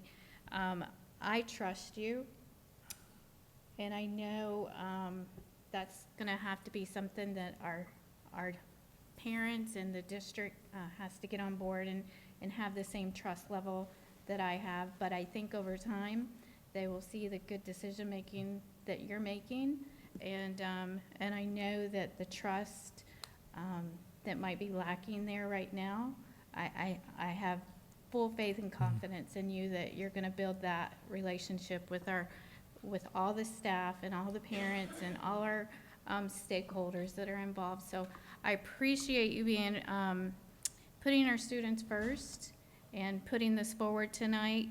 And do you have anything else you want to add? And I'm going to call for a vote. Through the chair, first and foremost, I embrace the accountability. I don't know how to function without it. For me, not to ask to be held accountable and setting a high standard and holding everyone else in the organization accountable would be a contradiction. So I acknowledge it as I did in the interview process. I look forward to having the opportunity to be held accountable. I am a reflective practitioner. I am in constant evaluation, daily evaluation of my actions, the words that I use, how I present items, how I communicate to others, seeking to continuously improve. To be in honor of my family, to be in honor of my wife and my children, as I said. I know the relationships that I've established, but unfortunately, I'm the new guy. I'm new. I look forward to, as you do, Dr. Schiff and board members, to being in a place where that relationship has been forged and established through the constant dialogue and conversations and the evaluation of me, that yes, this guy made a mistake and he held himself accountable for that mistake. And yes, he put teachers first. And as I said earlier, I'm tired of talking about what I did in Miami and looking forward to accomplishing things here in Indian River. But I promise you, all those accomplishments came through relationships and through a commitment. This is not about me. This is not about an ego. This is about being best by kids. And the only way to be best by kids is to invest in those who stand in front of those children each and every single day. The individuals coming into this organization will be best by kids, or they won't be a member of this organization for very long. As I seek and ask for an expectation to be placed on me, I will hold everyone accountable to that same expectation. So I am willing to establish and communicate and continue to invest. I do not think there's a problem that cannot be solved if two individuals believe in the work that they're doing. We can come to a solution. I will never walk away from a conversation saying it can't be done, because I'm always going to be willing to have the conversation to find the solution, so collectively we can be best by kids. I thank you for your support. I will ensure information comes to you and this community in a very, very timely manner. Thank you. All right. With no further discussion, I'm going to call for a vote. All in favor? Aye. Did we have a motion? We did. Mrs. Rosario made the motion, you made the second. Sorry. It was a long discussion. All in favor? Aye. Aye. Any opposed? Okay, carries 5-0. We're going to move on to our superintendent report, then we're gonna move on to equity update. He might need to take a drink of water first. No, I'm good. Actually, my question is, the equity report, how long do you estimate that will take? And then double it. Through the chair, based on my estimation this morning and the amount of time that it took, I would say it is a very brief update, 5 minutes. Oh. I would say my report from the superintendent is the equity report and an update of the re-envisioning. So those actually are the actual items that I'm covering. So you. I can be. No, I'm just trying to plan if we need to take a. No, we're good. Power through. Okay, so I'm gonna move on, we're moving on to the superintendent report right now. Through the chair, thank you. I made a commitment to provide an update to the board at the second board meeting of each month regarding the work we're doing around equity. We had some very fruitful conversation during the first, the board workshop regarding the equity plan. So I just wanted to quickly run through where we are in this work and the work that will be coming in the next month. So as you know, my first Friday on this district, I had to return to Miami to sit with, along with our board attorney, to sit with the Catherine Williams, who is the judge, to give a status meeting. She conducted a status meeting regarding the joint equity plan. The NAACP, as well as myself, were there to provide that information to the judge. Based on the information that was provided to us, we are continued to implement the plan as it has been designed, with a clear expectation set from the judge that we are to fully implement, come to a partnership, and work with the NAACP in order to implement the plan. The board has made a clear and precise expectation to me that this work is a priority, and as I said before, it is part of what was attractive to me to be involved in this work around equity. On the 15th, the Equity Committee held its first organizational meeting. As an update to you, that Marshawn Green was selected once again as the chair of the Equity Committee. The NAACP had 2 members that were new to the committee, Ms. Natalie Saunders and Carol Pender. And as you know, Chris Taylor and Lavon Walker are our members representing the school board. I am currently holding meetings with each member of the joint committee to review the plan that has been designed. It is in draft form. What I'm doing is sitting with each member, running through the structure of the plan, the theory of action, the continuous improvement model that is being used, and then allowing them to take it home, to digest it, in order to provide feedback. I will be done with those meetings tomorrow and meeting with all members of the joint committee to seek their feedback on the plan in order to incorporate that feedback that they provide to me. During board briefings, starting Thursday and Friday and Monday of next week, where I meet with each of you, I will follow that same practice. This is the plan that has been drafted. This is the input that has been designed, or the input that's being provided. And then on the 2nd through the 4th, all of the feedback that I receive from each of you, the feedback that I receive from the joint committee, I will pull that into one final document that incorporates the feedback of everyone. I will present that plan to the joint committee on the 5th of February.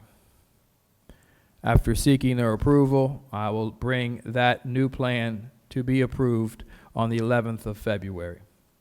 That plan will be implemented over the course of the remainder of this particular school year and then be revised or modified over the summer to bring a new plan to the board. As I meet with the members of the joint committee, my conversation with them is that if we bring the same plan back over the summer, then we have failed. This plan will be a data-driven plan. You will receive updates moving forward that are grounded in outcomes, that are grounded in implementation, and that we're evaluating the impact of implementation. This is not a put a check in the box plan.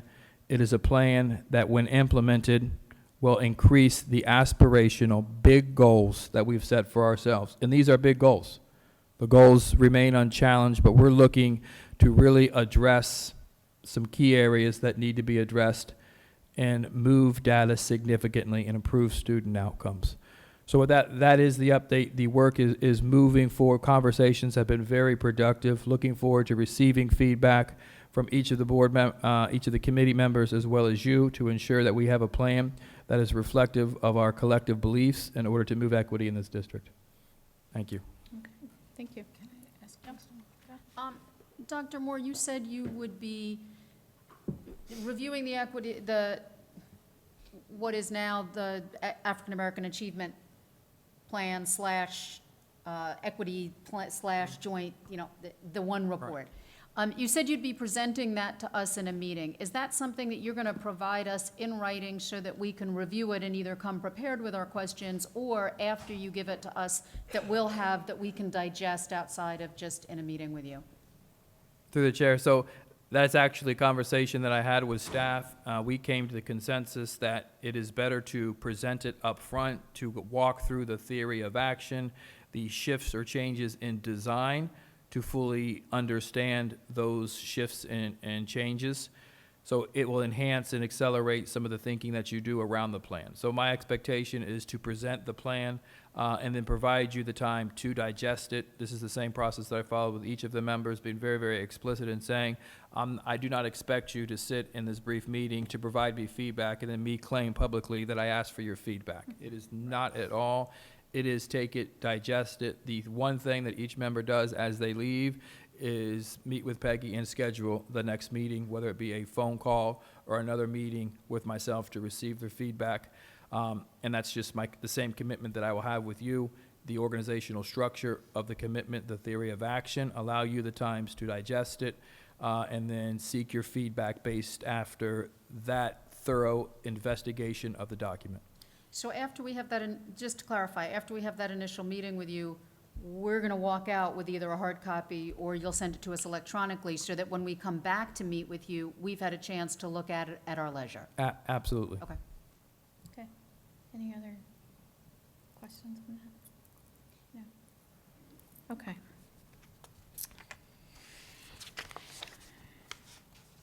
All right, I do not have any items. No, he has another. Oh, you have another item? 90-day plan, the 90-day revision. plan. Sorry. Go ahead. This will be a very brief update.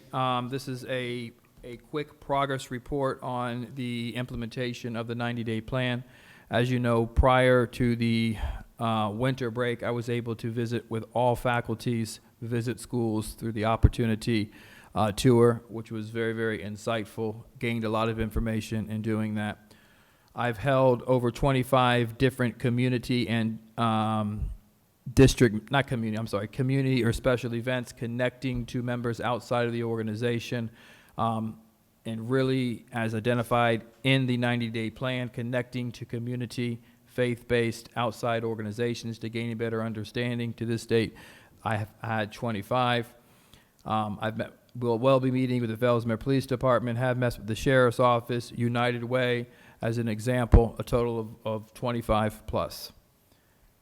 By the end of this week, I'll be down to just 4 schools left on returning to each campus and being provided the opportunity to meet with each faculty to discuss the expectations that we collectively have, and charge those those faculties really to be a part of this process, embracing shifts and changes in practice, such as the choice opportunities.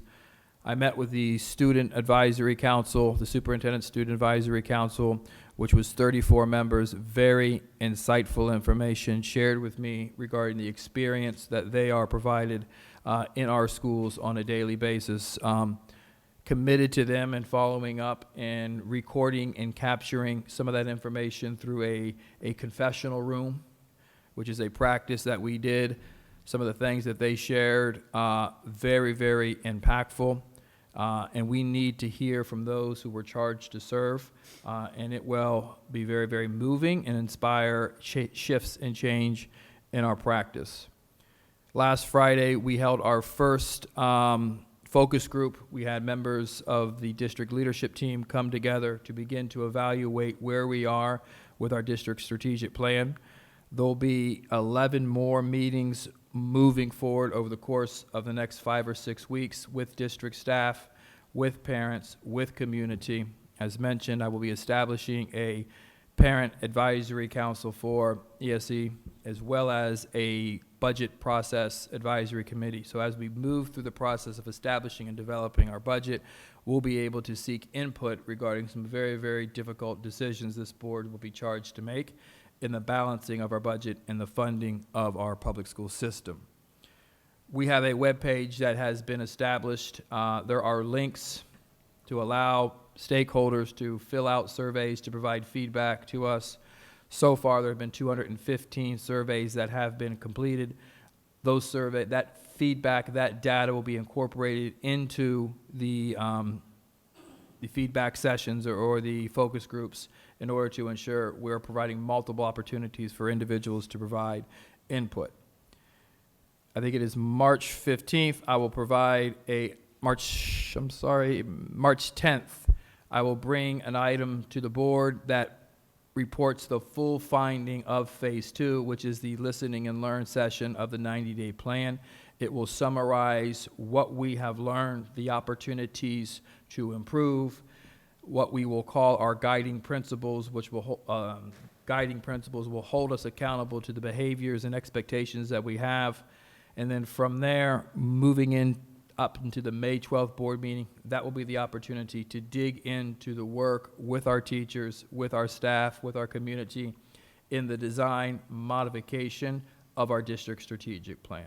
So to this point, I am on target to meet everything that has been identified within the 90-day plan, and looking forward to fully implementing the plan in order to ensure come May 12th, we have a district that is organized in a way to be best by children and maximize outcomes for children. Go ahead. Two things. One, I want to make clear for people watching, because I know I didn't quite catch this, that the surveys that to which Dr. Moore is referring are on the website under the Project Re-Envision link. And there's a survey there for student success, culture and climate, high-quality workforce, communication and engagement, and strategic partnership. And all of those are available. He mentioned 200 and some odd people had filled them out. But I'd love to see the families of the other 15,000 kids, or however many it is, give us as much feedback as possible. Absolutely, and we will take aggressive steps in order to ensure that we are connecting to as many parents and families as possible. And then secondly, I know that we are working out ways so that we know all of the work that you're doing and who that you're meeting with. And so I'm looking forward to us sort of getting those clear so that we know all of the people and places you're meeting with and when you might like for us to show up and support you. But I know we're working on how those systems of support are going to go.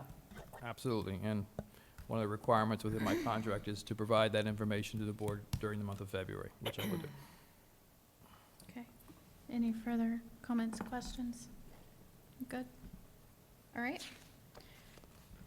Now, we're moving on. Is that it? Yes. Okay. We do not have any items for discussion tonight, but we're going to move on to school board member matters, and I'm going to start with Mrs. Berenborg. Okay, thank you. Couple items. First of all, I sent all the board members a link to the Google Doc that I created for legislative updates. I do plan on going to Tallahassee this week, and I have meetings with Representative Grahl and Senator Mayfield's staff because she will not be there when I'm there. But I wanted to note that I also added executive orders on there. And the Executive Order 1932 is a commitment to eliminating Common Core. Those new standards called BEST standards, which stands for Benchmarks for Excellent Student Thinking, are due out by the end of this week. So I'm hoping I'm in Tallahassee when they actually come out and see exactly what's going to be given to us. It'll be interesting to watch. I also attended the County Commission's Affordable Housing Committee. It was eye-opening. And I've had some discussions with our superintendent about how we can move forward and possibly put that in other plans for our need for affordable housing for teachers that we are recruiting and retaining. So that is a concern of mine, a great concern I know of other board members. And so more information will be forthcoming about what I've been learning from that. And I'm working with Martin County, Okeechobee, St. Lucie on a joint resolution of legislative concerns. And that was from the Treasure Coast Council of Local Governments meeting. And one of their biggest concerns, number one, is affordable housing across the board. And other school districts are also noting that that is hard for them to recruit and retain teachers because they can't afford to live in the community that they're trying to recruit them for. So more information on that coming forward too. And I just wanted to do a shout out for Science Fair, all the hard work that went into that.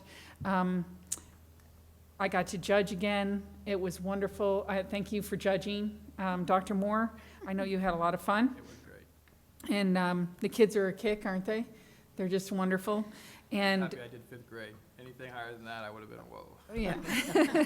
I will say it gives you faith in our future adults when you talk to kids that can pronounce words that you can't pronounce.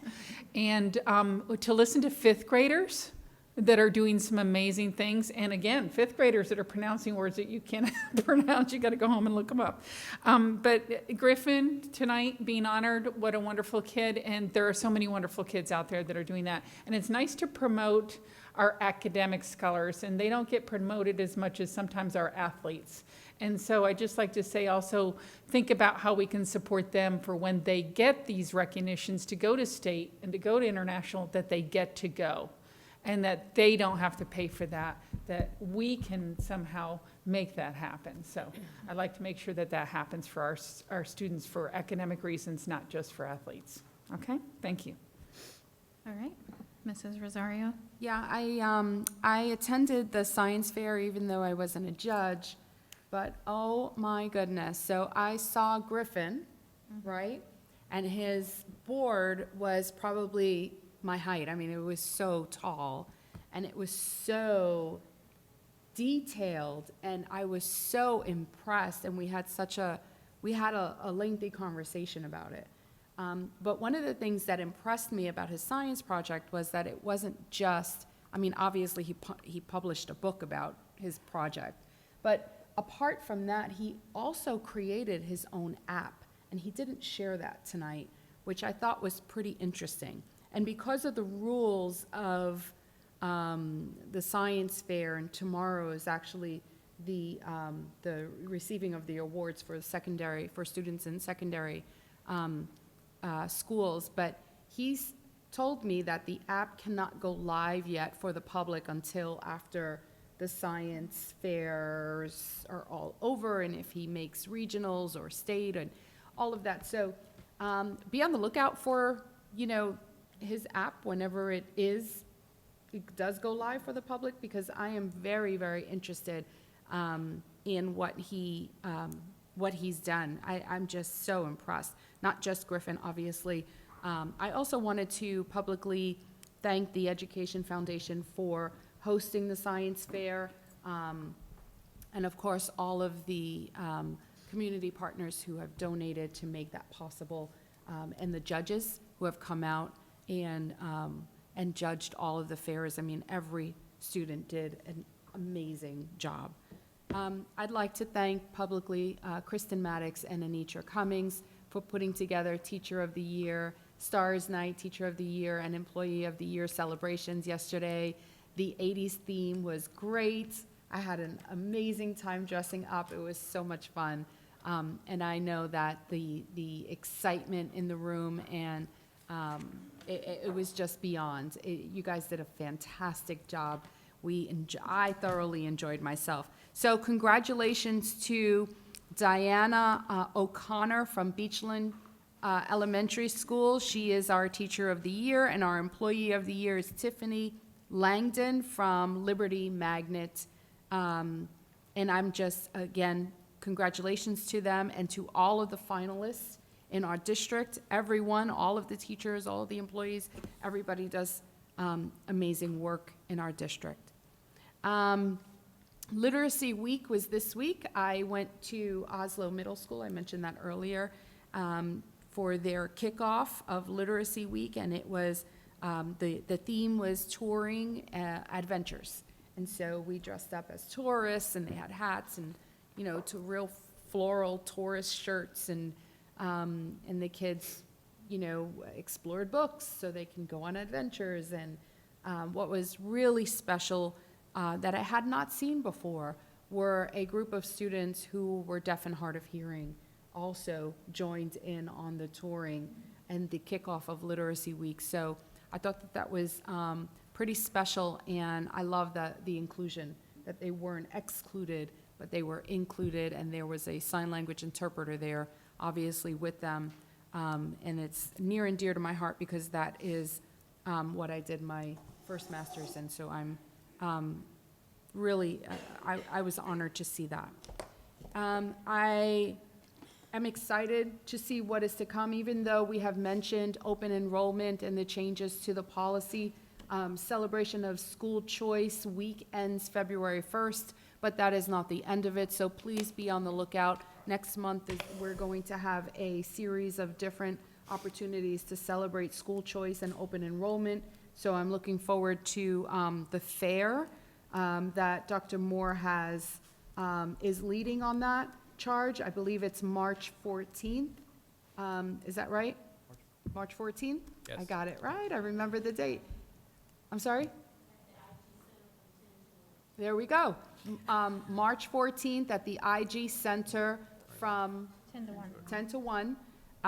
And that'll be an opportunity for the public, for parents to come out and view all of the choice programs that we have to offer. Anything new that might be coming out should hopefully be publicly acknowledged then and shared so that parents have an opportunity to then choose the school of their choice. I also want to take this opportunity, I know it might be a little bit early, but Saturday, April 18th is going to be STEAM Fest. If you all remember from last year, and of course, Dr. Moore, you weren't here, but Vero Beach Academy is a small homeschool co-op in our community. But they put on a tremendous STEAM Fest for the entire county, and it is located in the IG Center. Our district participated last year. I am in full support of what Vero Beach Academy does, and the STEAM Fest last year had over 62 exhibits, vendors, and hands-on activities, and really it's all about innovation, obviously for children from K through 12 to explore areas in science, technology, engineering, arts, and math. It is an absolutely incredible opportunity. I've shared this many times. My son loves the dissecting of squid and using the ink as art, but it is really a fabulous opportunity. So I look forward to that, and I hope tickets will be on sale soon. That's why I'm mentioning that, and I hope our district will continue to be a part of it, and our students will continue to be a part of in sharing. And I think that is it. Okay, thank you. Dr. Schiff? Most of it's been said. Congratulations, Teachers of the Year finalists. Congratulations, winners, Teacher and Employee of the Year. The events were fabulous. Thanks again, Mrs. Maddox and Mrs. Cummings. The one thing that hasn't yet been mentioned is the Martin Luther King Day Parade. Oh, yeah, that's right. That we got a chance to participate in, which was great fun. Kristen and team organized golf carts, right, which was a little hilarious. Mention that last The what? With highly trained and qualified drivers. I drove with Kristen. I would like to say something different.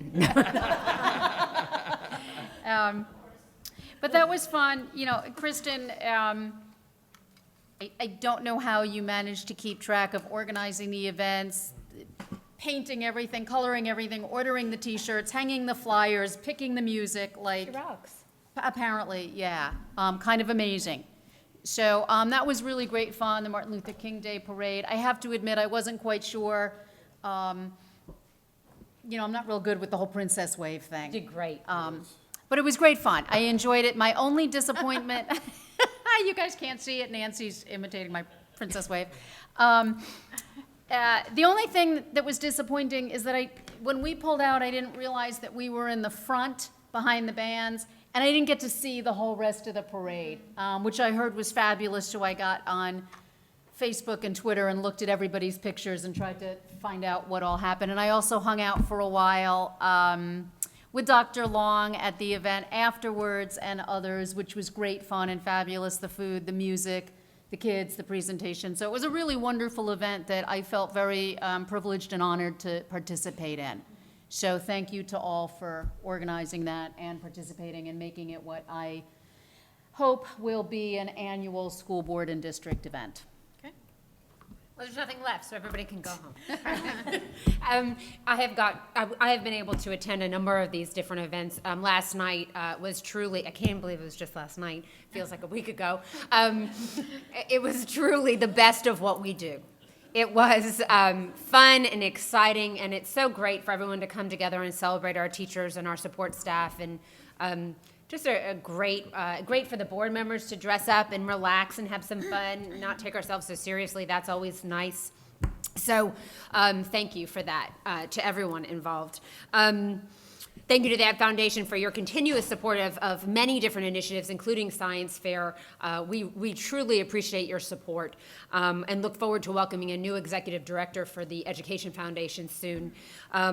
The last thing I'm going to mention is speakupverobeach.com. Currently, our community is undergoing this week a number of different charrettes meetings with an urban planner, Andres Dwani, who is helping the community to come to a consensus about what needs to happen at what is known as the Three Corners or Centennial Place. One of the interesting things about the work of the charrettes and Andres and his focus on this community and Arena, who's working with him, Arena Wolf, was she really wanted student feedback and parent feedback. So if you have a moment, go to the Speak Up Vero Beach website and give your feedback about what you'd like to see on that property. It is truly the community's property. I hope that it is something that enhances the lives of community members and the youth in this community. We need to hear from you.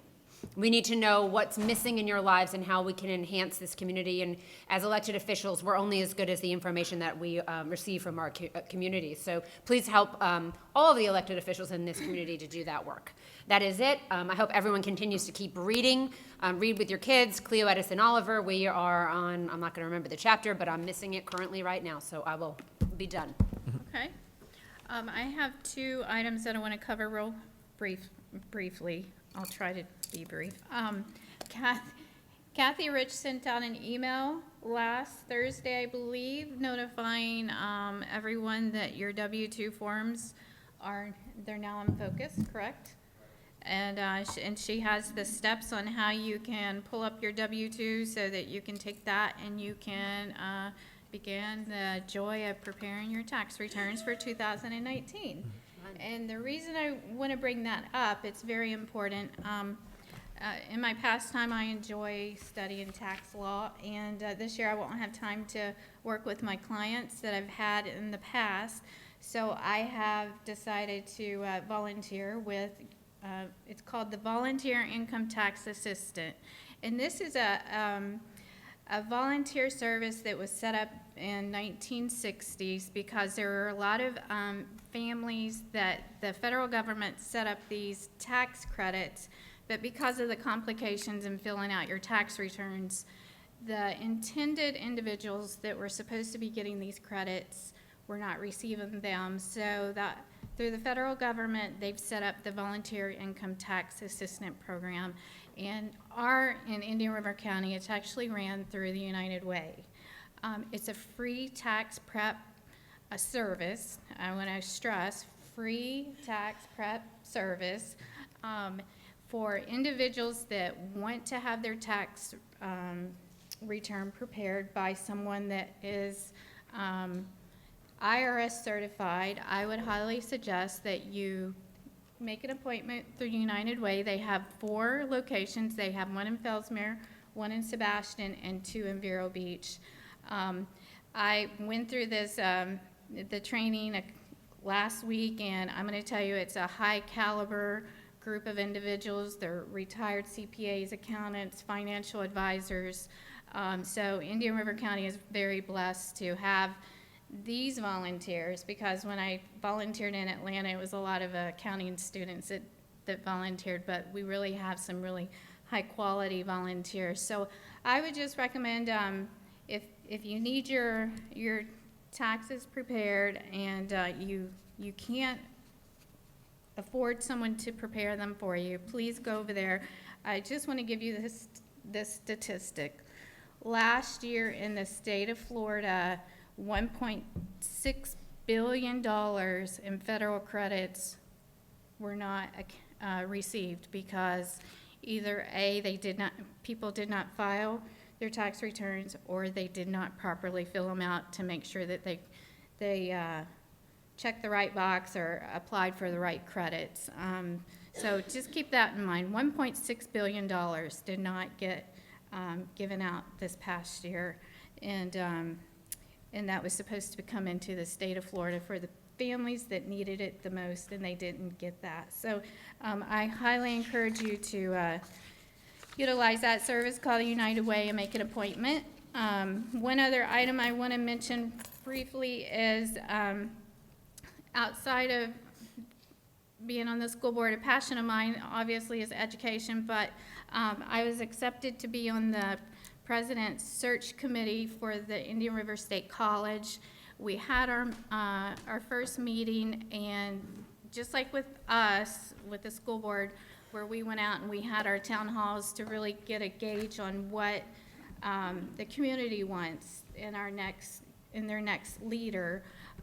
Here in Indian River County, at the Mueller campus in the Richardson Center, they're going to be hosting basically like what we had was an informational session. You can come out and you can express what you would like to see in the next leader, president of Indian River State College, what kind of qualities, and that is going to be held on Wednesday, February 5th, just coming up next week, 2:30 to 3:30. That's going to be for the community members. And then from 1:30 to 2:30, that is for the students to come out. And with us having such a strong dual enrollment, and I know the charter also has a strong dual enrollment, it's important that our voice be heard here in Indian River County and what we would like to see in the next president with the Indian River State College. So I wanted to mention those two items, and then fantastic job with our Teacher of the Year celebration and our Employee of the Year. I've heard a lot of good feedback. The teachers enjoyed it, the employees enjoyed it, so I just want to say thank you for that. That is all I have tonight. Let's see. We have superintendent closing. Thank you. Is that it? Okay. I do have a. All right, I'm done.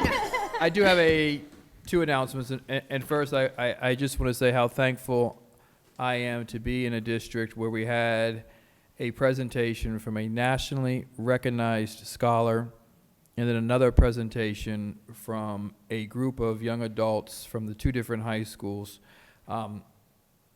give a the high-level presentation that would be that you would think it's from a magnet school or a school of visual and performing arts. So to be in a district that is producing nationally recognized scholars, as well as these high school on the other end of town who has what is the equivalent to a fine arts magnet or academy is truly an honor. So that was a great way to start the meeting. I do want to say, just quickly, we will be introducing a partnership with Sandy Hook Promise.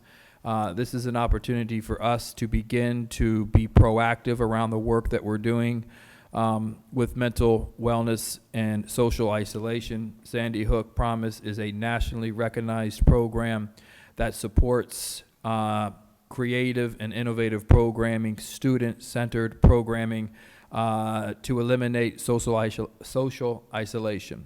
They have a program called Start with Hello.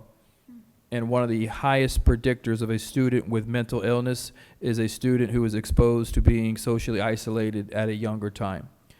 This is a program that allows children to be trained and understand the impacts of social isolation and encourage them to be bold and courageous to allow no student to be alone. March 2nd through the 6th is National Say Something Week. See Something, Say Something is an initiative that was birthed through the Sandy Hook Promise. We will be exposing all of our schools to online curriculum and content that they can work with their students to ensure that we are actively pursuing opportunities to be informed regarding support services that we need to be providing to our students. So this is one initiative. We have a number of things in the area of mental health that we are doing in a positive approach. We have 4 mental health professionals full-time. We have 1 part-time in our schools working with our children.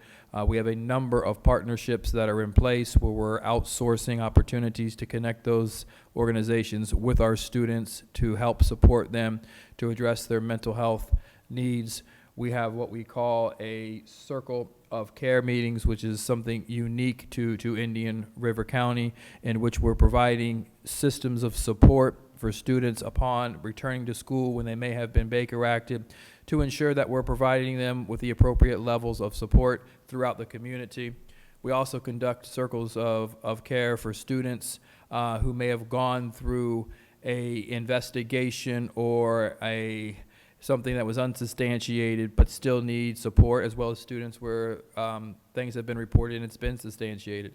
So we need to increase the level of awareness of the current systems of support that we do have, and we will be doing that. And we'll be taking advantage of this new partnership with Sandy Hook in order to ensure that we are very, very aggressive with our desire to be on the front end of addressing mental illness, mental wealth in our district. Thank you. Sorry. You reminded me, Dr. Moore, we are remiss as a board. We had several tragedies occur in the last week, and I want to send, on behalf of myself and of the board, our heartfelt, deepest condolences and support and love and care and prayers to the families and friends and students who were affected by those events that frankly should never happen, and they do. And to Dr. Moore's point about our mental health supports, I kind of want to bring that home, that is not in isolation, that we are doing that in recognition also of preventing the kinds of things that don't happen often, thank heavens, in this county, but do happen. As a board, I think I can say my board members share that our hearts, our prayers, our thoughts are with the families and students affected by those recent events. Okay. All right. With that, we're going to adjourn at 8:16.